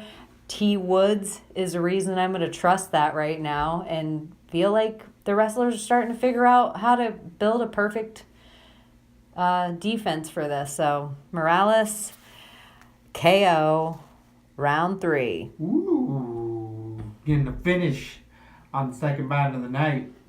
I'm changing it to round 2. Ooh, getting even hotter for the plays up there. So you're thinking this might even be a DK play for you? I think it might be. Ooh, I'm liking that. We'll see if we're ahead of the game on DK. We're even breaking lines before the lines are even out this week. That's how hot off the press we come at you with real-time information of what we're looking at. But every time we do this, DK sets their lines by our podcast. I feel like all of our, like, we're like, this is our underdog pick. And then I'm like, whoa, shit, it's not at all our underdog pick. So we know that they're long subscribers. So when we say underdog, we are looking at Topology, topology.com. A little shout out to Topology. It's pretty clean. You can follow. It gives you enough of their record to kind of go through and gives you fights you might want to look up. And it shows you total predictions to the point in time. So it shows you what I'd say more hardcore fans, because you got to be a little more hardcore to have a Topology account. So you know what to do and create an account if you haven't already. It has a little sidebar. It took me a little bit to figure that out, but the sidebar runs clean on my iPhone or Android. I don't know how it works on Android. Probably does as clean. But anywho, that's where we're making all these picks at until the DraftKings opens up. Moving on to the next fight. We got Diego Rivas at bantamweight 135 versus Jose Alberto Quiñones. Both of these guys have been on the Latin American fight scene. I don't think it was the same year, but it was two different like Latin America type of things. Maybe Rivas is more on the Brazilian scene. I could totally be off on that, but Chilean, that's why. So I really like Rivas. I feel like Rivas has really good takedown defense. He really showed it off in his knockout win over Lahat with those knees, but Lahat's an extremely credentialed 9-0 at the time fighter.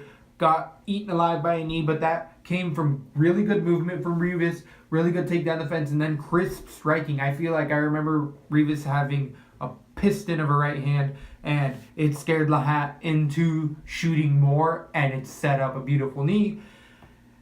Quiñones is not that type of fighter. He's a long and dirty, wants to make it grimy kind of fight, and he, like other fighters, will take a shot to give a shot, but I don't think he has the power to put people like Rivas out. So in this situation, I feel like Rivas is going to land those shots because Quiñones is going to expect to kind of hurt him on the way back, and I think that Rivas is the type of fighter who will tuck his chin, throw the harder punch, and come out on top.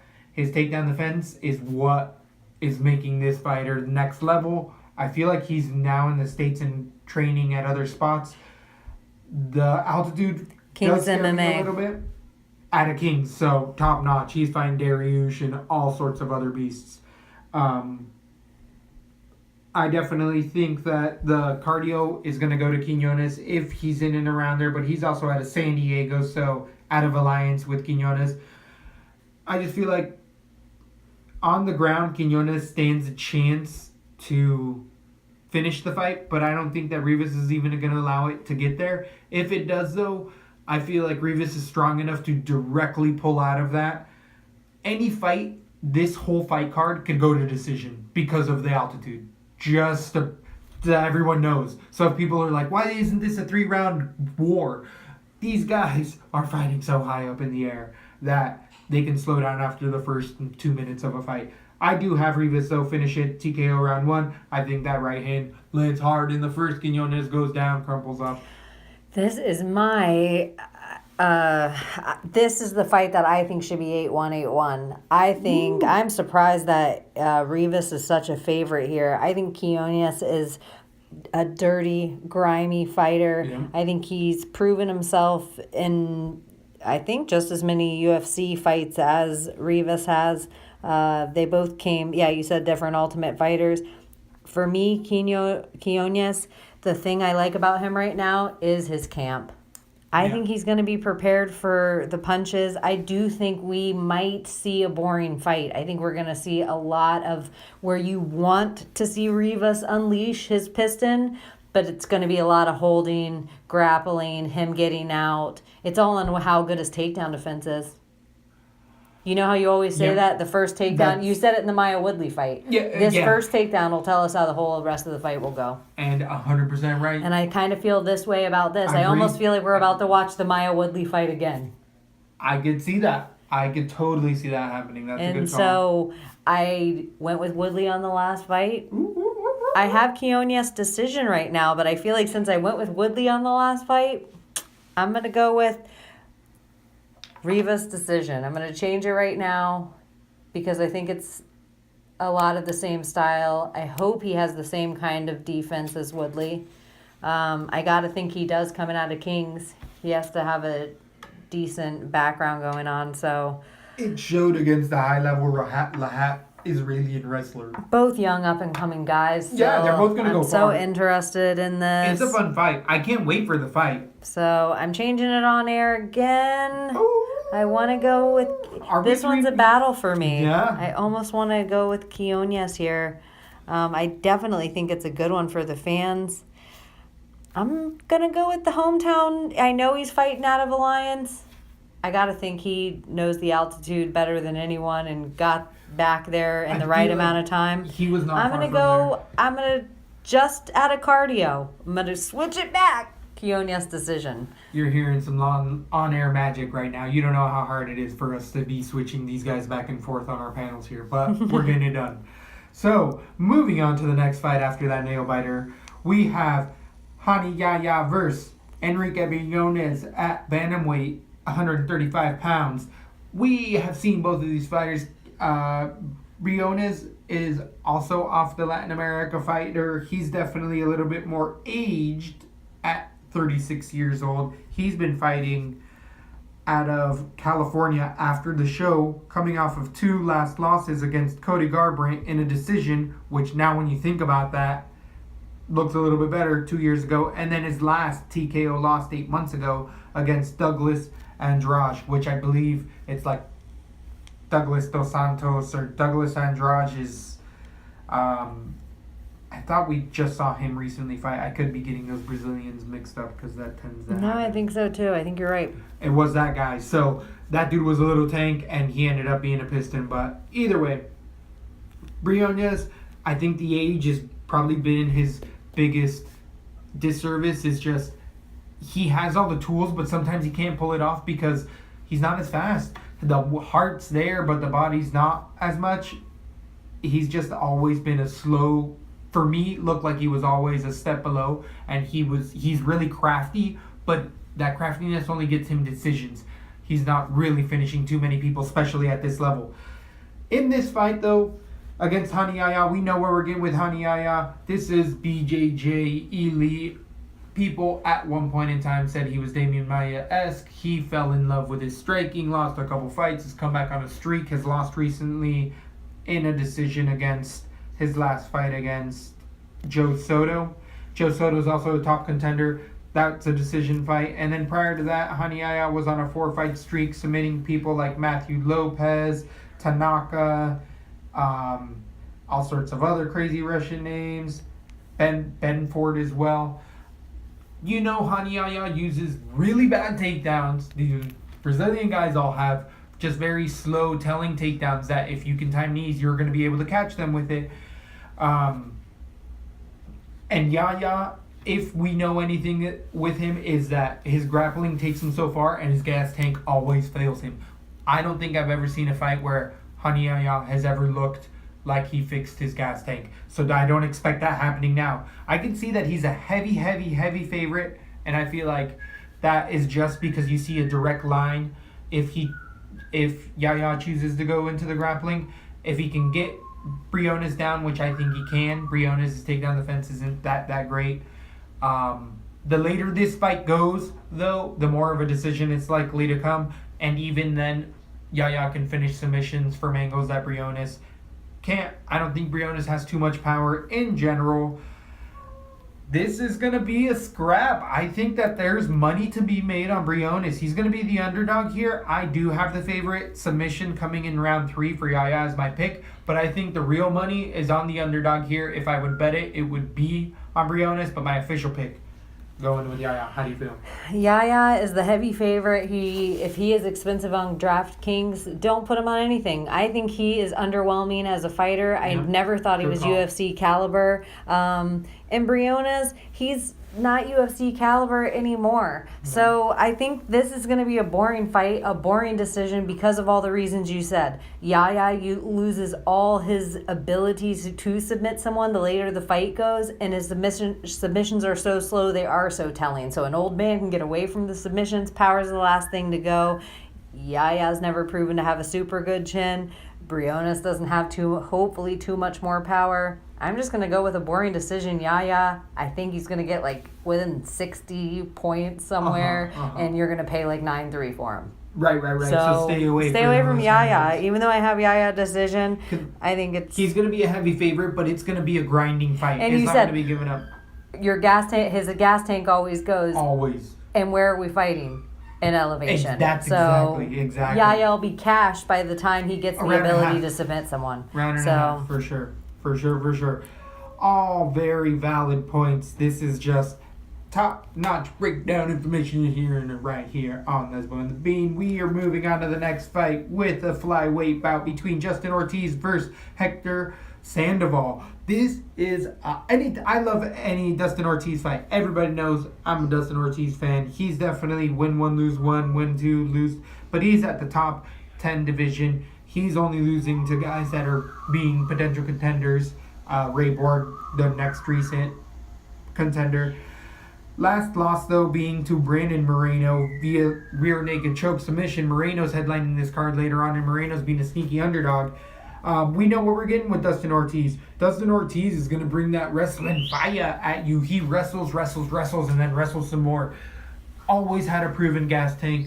But with this elevation, these guys are going to slow down, and Sandoval is also a wrestler.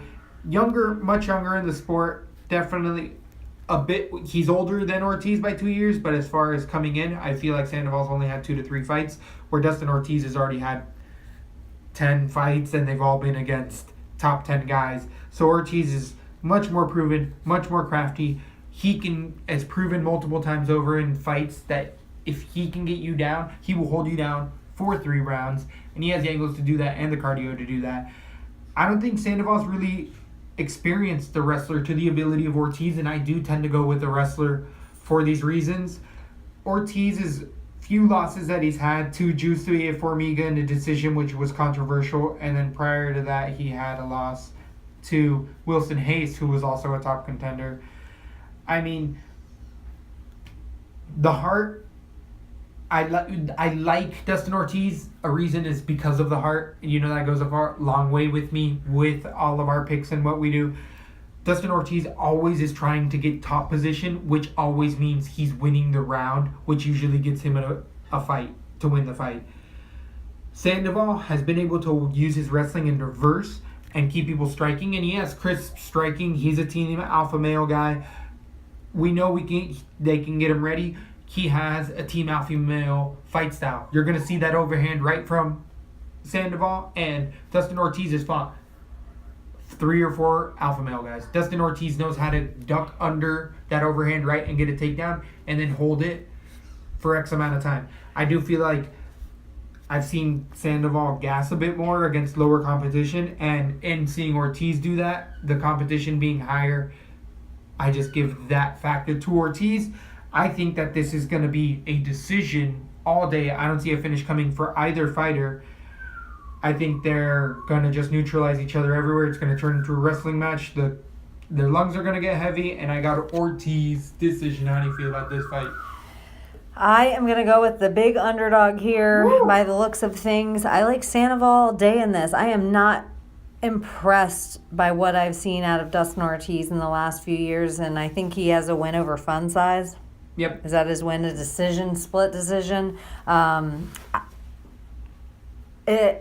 aged Fun Size to me, or a battle-worn Fun Size. I'm not impressed with Dustin Ortiz over the last few years. I think everything you're saying is true. I just think we're seeing everything with these traveling guys or camps. I think Alpha Male is going to have a Mexican run. And I think I'm going to go with another Alpha Male guy here.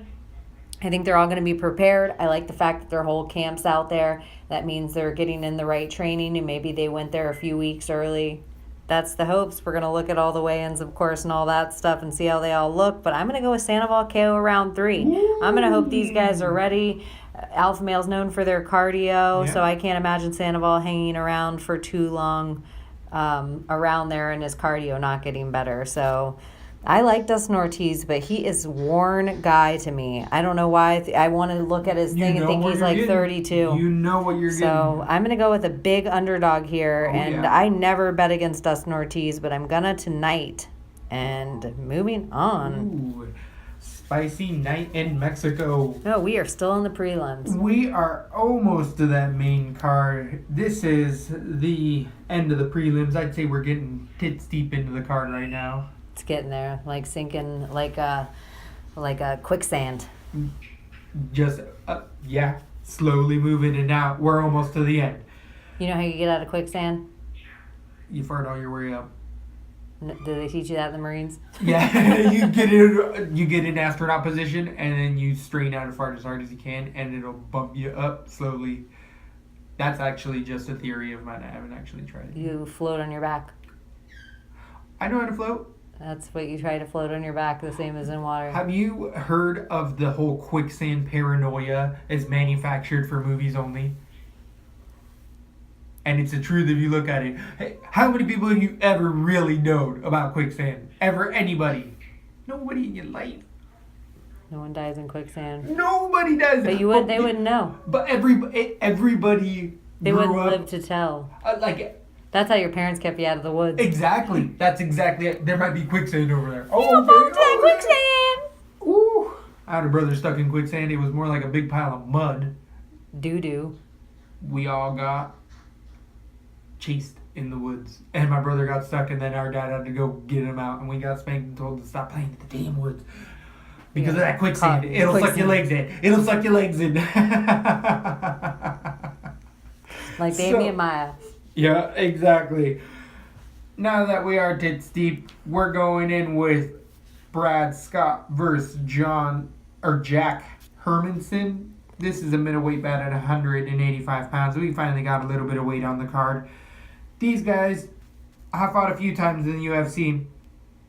Brad Scott, at 28 years old, has a split decision over Scott Askham as of recent, 4 months ago. Then he has a lost decision to Jutko and a submission over Dylan Andrews. That Dylan Andrews was a bigger upset, if I remember correctly. He has a lost decision to Claudio Silva, and Michael Kupernik beat him by submission. Those are his last 5 fights. Hermansson's coming off of at 29 years old, coming in off of a win against Nicholson. I feel like that was a month ago. I remember that as of late. I had Nicholson on it, and he got blasted. Hermansson looked like a snake out there, throwing beautiful strikes.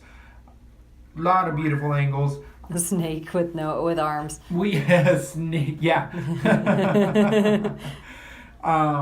He has a submission loss to Cesar Fiera 8 months ago, but if you're going to go against Mutaj Ferreira and you lose via submission, it's not the worst because that guy's world class at the jiu-jitsu game, and if he can get you to the ground, it's something you just need to work on. Hermansson, again, I feel like is getting his takedown. He learned a lot from that first loss in the UFC. Come back with a TKO. I feel like he's going to keep rolling. I really liked his movement. The thing that I'm worried about is the altitude, but with Scott Askham, he looks like he's gassed in every single one of his fights the first round. Not that he really is, but he just has a style that is very step forward, throw a punch, doesn't bounce around, doesn't have the biggest amount of movement that I can remember, and I feel like Hermansson's going to use all that. Ooh, it is scary though. With the amount of movement Hermansson had as of late, if he can keep it up at altitude, that's always going to be a clause. Even though with all that, I got TKO round 2, I think Hermansson figures Askham out. Askham, I just don't think I don't think he's UFC level. I think Brad Scott beat Askham as of late, and Askham isn't UFC level, so Hermansson for the finish. How do you feel about this fight? I got Hermansson all over DK. That is what I was gonna. I think Hermansson's gonna be expensive, and I think this is gonna be a boring decision. Hermansson. I don't like the fact that he's fighting so soon. Mm-hmm. I think it throws off cycles. I think we're learning more in the way the body works about not overtraining, and the way his body looked last time, there's no way he wasn't training to the nines. So I imagine he's just hasn't broken any of his cycle and just kept going again, like a girl who skips her sugar pills with the birth control. And somewhere it builds up where you come out like cowboy and it just doesn't work right. And so I don't think he got hurt in his last fight. I'm not saying any of that. I just think both guys are going to gas. Brad Scott usually gasses. Hermansson has that muscle where he has so much muscle on him. I'm just expecting him to gas as well. I think it's going to be a boring decision, and I don't think either guy is going to make a lot of points. I think Hermansson's going to get about 70 points, and you're going to spend a ton of money on him. Just my guess. We'll see when the lines come out. If he's cheaper, though, I'll put him on things. If he's a guy that's 8-5 or under, I'll put Hermansson on some things. But otherwise, I think the recent knockout was only a month ago. He is going to be so fresh on everyone's head with that. Everyone wants to build a hype train around things in the UFC. Right.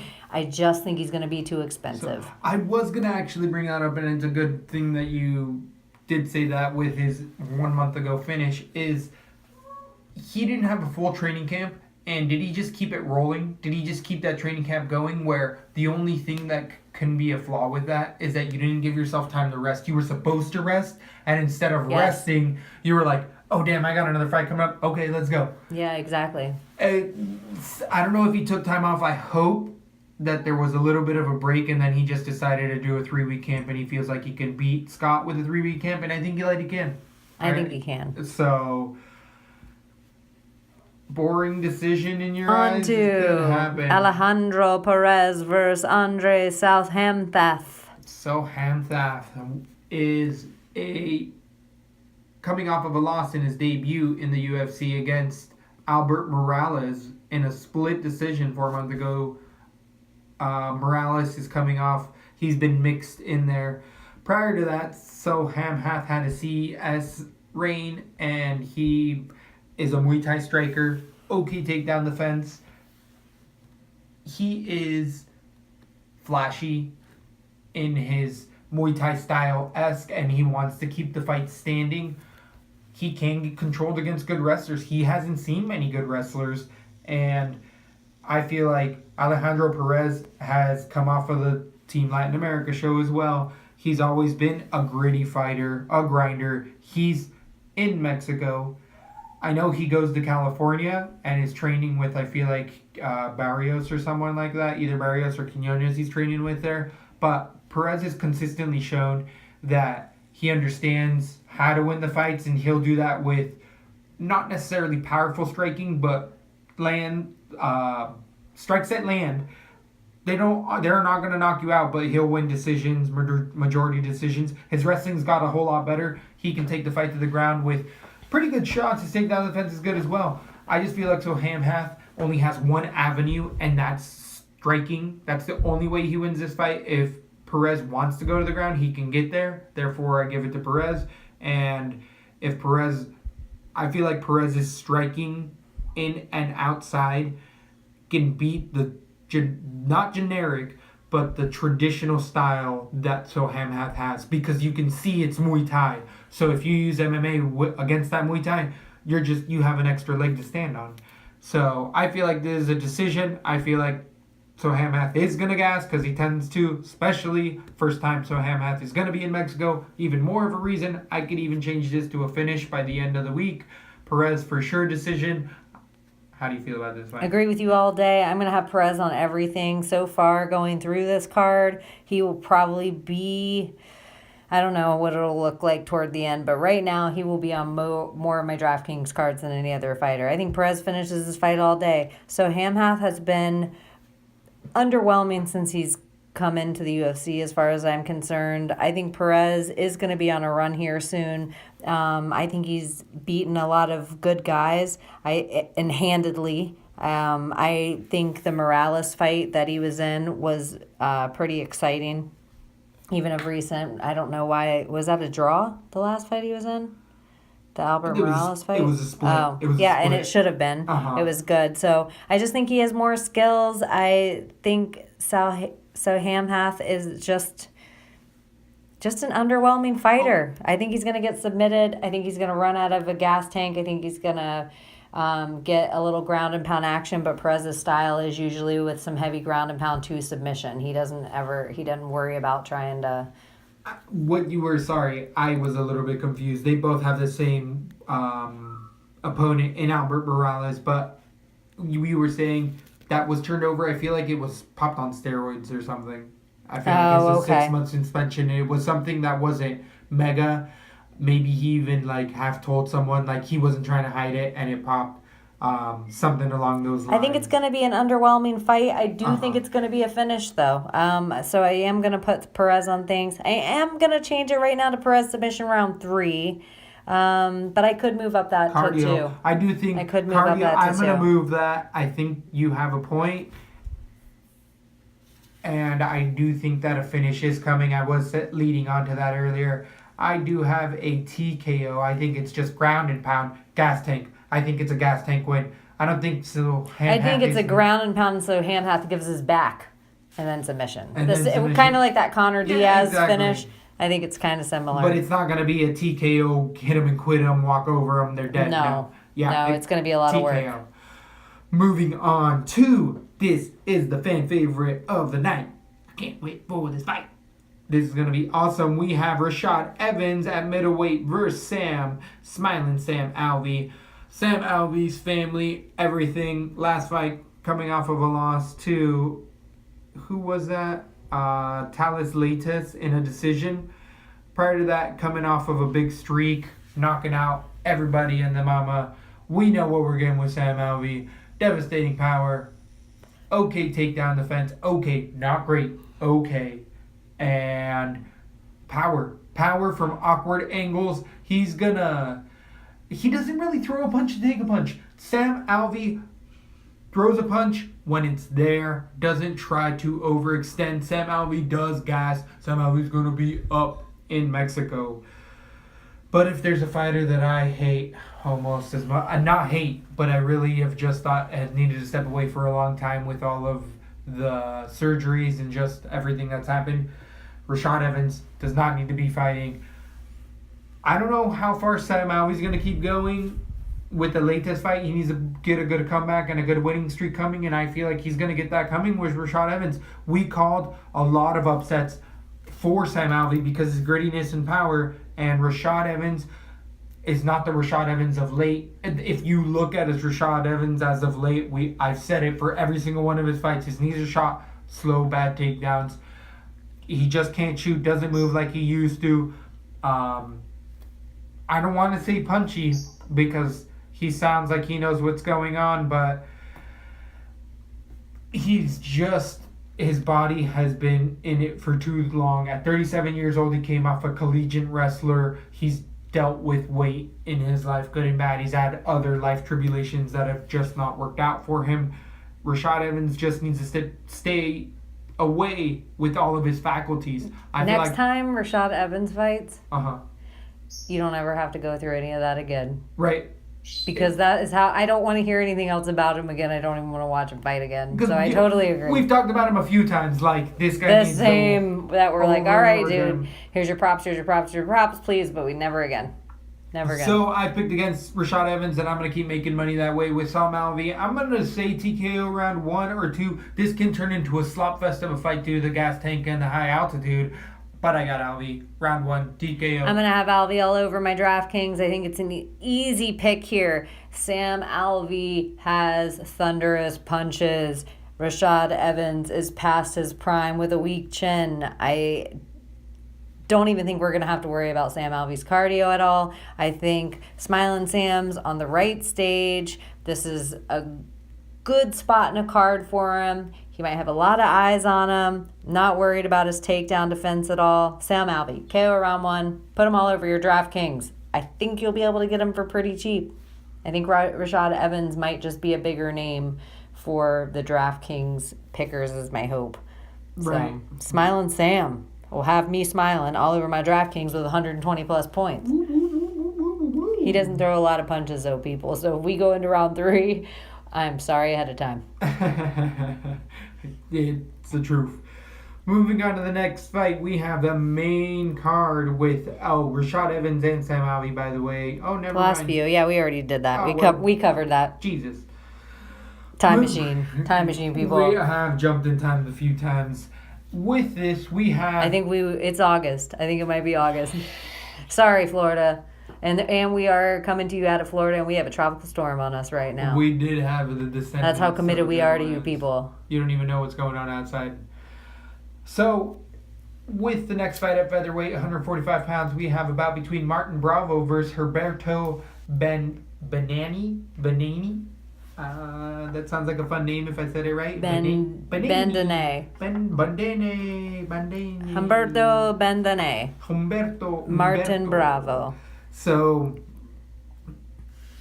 Bravo's coming off of an 11-0 career. His last fight in the UFC debuting, knocking out Claudio Puelles 8 months ago. Prior to that, he has submission and knockout finishes. He's a young and up-and-coming 23-year-old at 5'8" for 145 pounds against an opponent at 22, debuting in the UFC. He's come out of the King of the Cage organization, fighting out of Peru. He has submissions and knockouts all mixed in. Both of these guys, he's a 13-4 record. Benani, Humberto. I think I don't know enough about Benani. I didn't. Bandane. Bandane. Does he have a nickname? No. Bandane. We got to think of something good for him. We can name him because he's debuting. The Bandit. Oh, classic. Maybe we can get a little craftier. We were always talking about crafty ones. Bandane. Bandane. Bandane. Bandini. We can call him Humberto. That's his first name. Humberto. So, I don't think that Humberto is going to end up having anything new for Bravo. Bravo has a little bit of the better scene in Mexico and the United States being so close. Bravo has gotten much better competition, even though it isn't the highest caliber. It's better than the fight scene out of Peru. Peru just doesn't have the amount of talent other than Ponzinibbio is the only other Argentinian I think is coming out of there. Maybe there's one more out of Lima, one or two out of Lima. But I think Bravo's a big step up. It's going to be the first time that Humberto is going to feel a good ground game. This is going to be a scrap of a fight. I'm going to go decision Bravo. I could see a finish Bravo.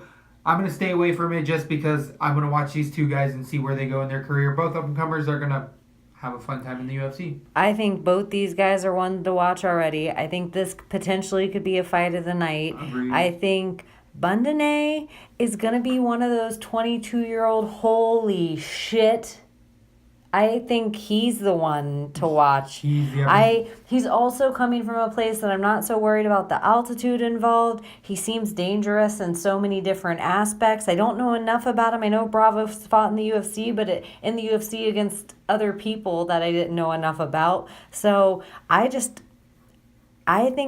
Bandonnet is going to be one of those guys. All of his stoppages seem crazy. They're not against no-name guys. They all seem out of left field. He seems a little dangerous everywhere. I think he's going to come in with that energy. He seems young. They're both young guys, but he's super enormous. Yeah, he's a big guy. He's a big guy. So I'm going to go with the huge underdog here. Ooh. I don't do as well as the Bean usually on fighters I don't know as much about, but I'm going to go with Bandonnet here. And I know also this is where I'm so stupid. Usually favorites about no names tend to be favorites for a reason. I'm going to build my own hype train. Maybe you heard it here first. Maybe Bandonnet is the next big thing. Ooh. I'm going with Bandonnet KO round 2. I will have him on some of my DraftKings. Moving on to the next fight, we have a little bit of the more familiar faces with Alan Gucci Brand Jouban versus Nico Price. This is a hell of a fight, definitely fun. We are coming with a traditional striker in Price. He's definitely had only one fight against Brandon Thatch. I guess he's not the striker. He's more of the get you down, wrestle you, and beat you by submission. He has a few decisions, a couple ground and pound TKOs. He tries to get people to the ground and finish them there. Alex Jouban has great takedown defense. We know what we're getting with Jouban. 10th blonde jiu-jitsu purple belt, if not brown by now, because I know that was a little while ago. But we know what we get with that Bravo jiu-jitsu system. Price, though, in his last few fights, I remember studying up on him. He has a very ground-stifling type of game that he shuts people down systematically where it doesn't look good, but it's found fundamental ground technician. Price is a sneaky play here. I feel like he's an underdog that has a real shot. I feel like Jouban, with all of his outside credentials, flashy technique, and style, is going to be a heavy favorite, and he shouldn't be. Price is very, very dangerous. With that, I do have Jouban because of just his more experience. I know he has a couple losses, but it's been against much higher competition than Price. Ooh, I can see myself switching to this. I had a tough one with Price. Price has a good ground game, and he can get people down, and he has good takedowns. Anybody with good takedowns and good submissions is hard for anyone. Jouban has stopped some really good takedowns, and it's only gotten better. But this could turn into a slow, sluggish fight. Jouban does good when he goes in against punchers.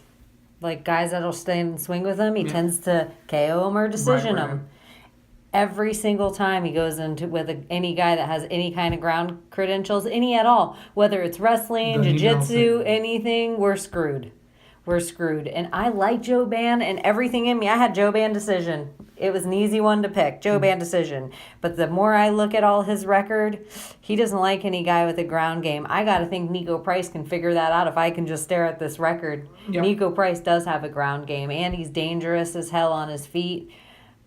I don't think he's going to stand and throw with Jouban. I don't think so either. The more I talking through, because I had Jouban ran 3, but it was just let me see what card it is. As I'm explaining it, I think we could get a late submission, and I think this might be our sneaky play. Leslie I know, because dog. I had Jouban, but I could see that even though it's at 10th Planet Jiu-Jitsu, but the hype. I'm playing against the hype because Jouban, he usually comes back after a loss. He came on off a 3-fight streak after that, but I just think that Price.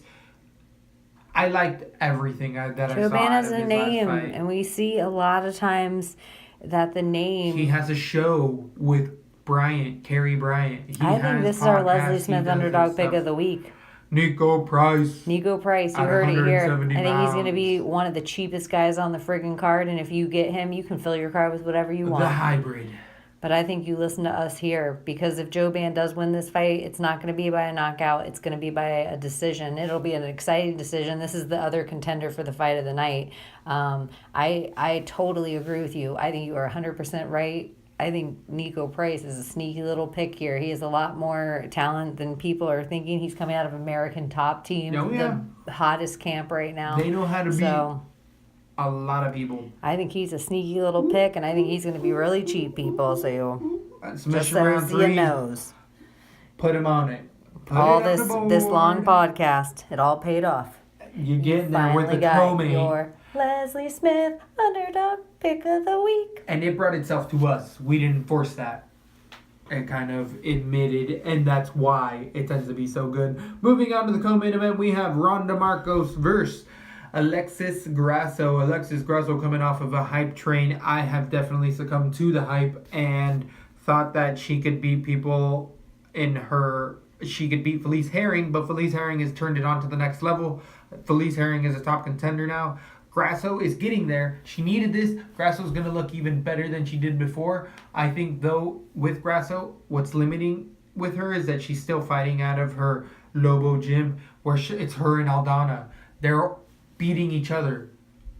They're not going with American Top Team. They're not going with TriStar. They're not moving around wherever, or they're going to other places in Mexico, but the reputation's not there. They're and the not grapplers hanging out aren't with there. the bullet, Shevchenko. Exactly.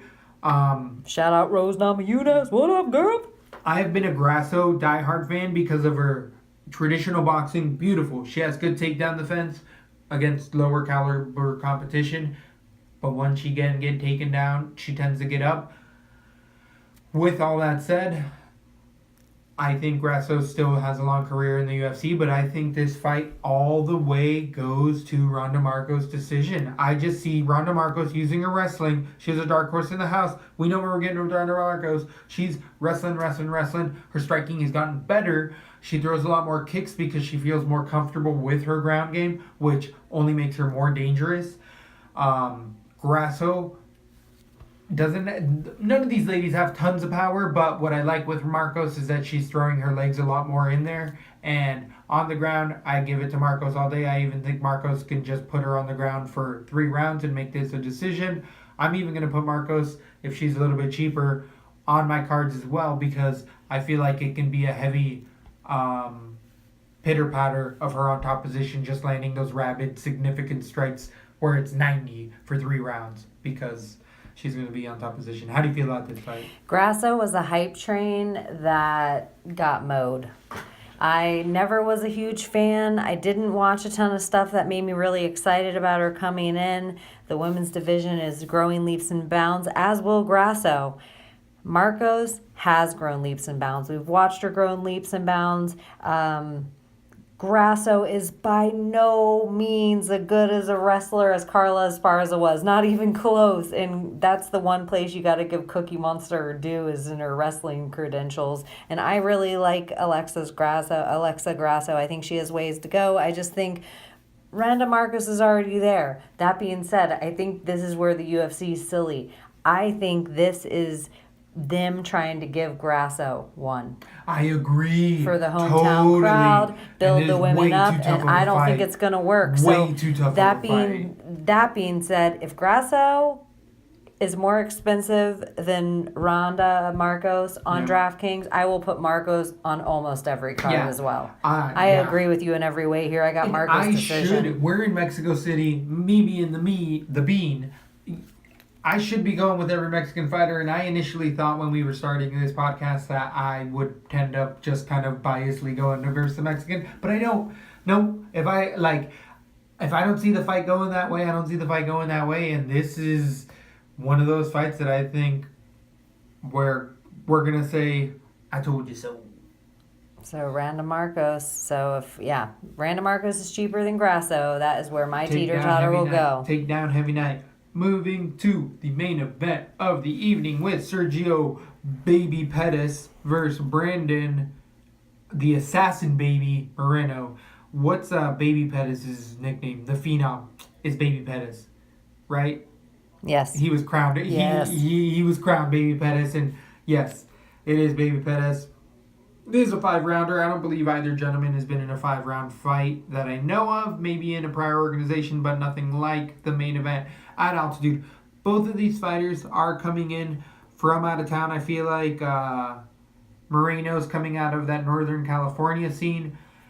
But if there was somebody to have family that might be in the area, it'd probably be Moreno. So he could get there and actually set up camp much easier than somebody like Sergio out of Chicago, Pettis, who has nothing, is going to probably fly in with 8 days' notice. Pettis is coming with that straight-up Taekwondo style. You see, he's called Baby Pettis for a reason. Take Anthony Pettis, cut him down to size.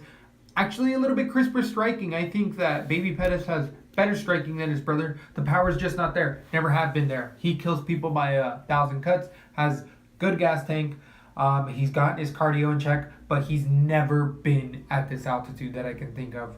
Unless I see if Pettis has been in Mexico before and seen it, that's going to be hard, especially in a 5-round fight. For that reason, I feel like Moreno's been a big underdog in a lot of his fights. We've definitely become big fans. This guy's good striker, great person, English getting better and better every day. Was a dark horse on the Latin America scene, and his ground game is evolving as much as his striking is every single fight. We're just seeing this young man in every fight evolve and show up to the test. He's a 14-3 record at 23 years old. Both these guys, by the way, being 23 and 20. Both of them being 23. This might be one of the youngest main events like ever. Both these guys are pretty young. I think it's going to be a hell of a scrap. They're going to feel each other out. I think that Baby Pettis has good takedown defense. Those kicks, if he uses them right, he can use them against Moreno. I feel like Moreno does tend to stand a little bit heavy on that front leg at times, and people haven't utilized those kicks as much. Pettis, though, both of them don't kick as much as they should. That would be the main avenue. Other than that, I feel like if they go to the ground, Moreno's going to win. And in the striking over the period of time, I feel like Moreno's going to not win the overall landing strikes, but the more powerful strikes are going to come from Moreno. He definitely hits harder, and Pettis has notorious, or a few times been winning the entire fight, and that one shot has almost lost him the round, if not lost him the fight.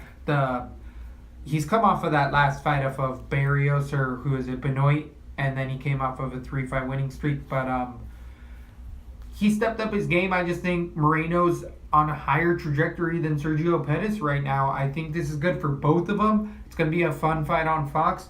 Tell your friends.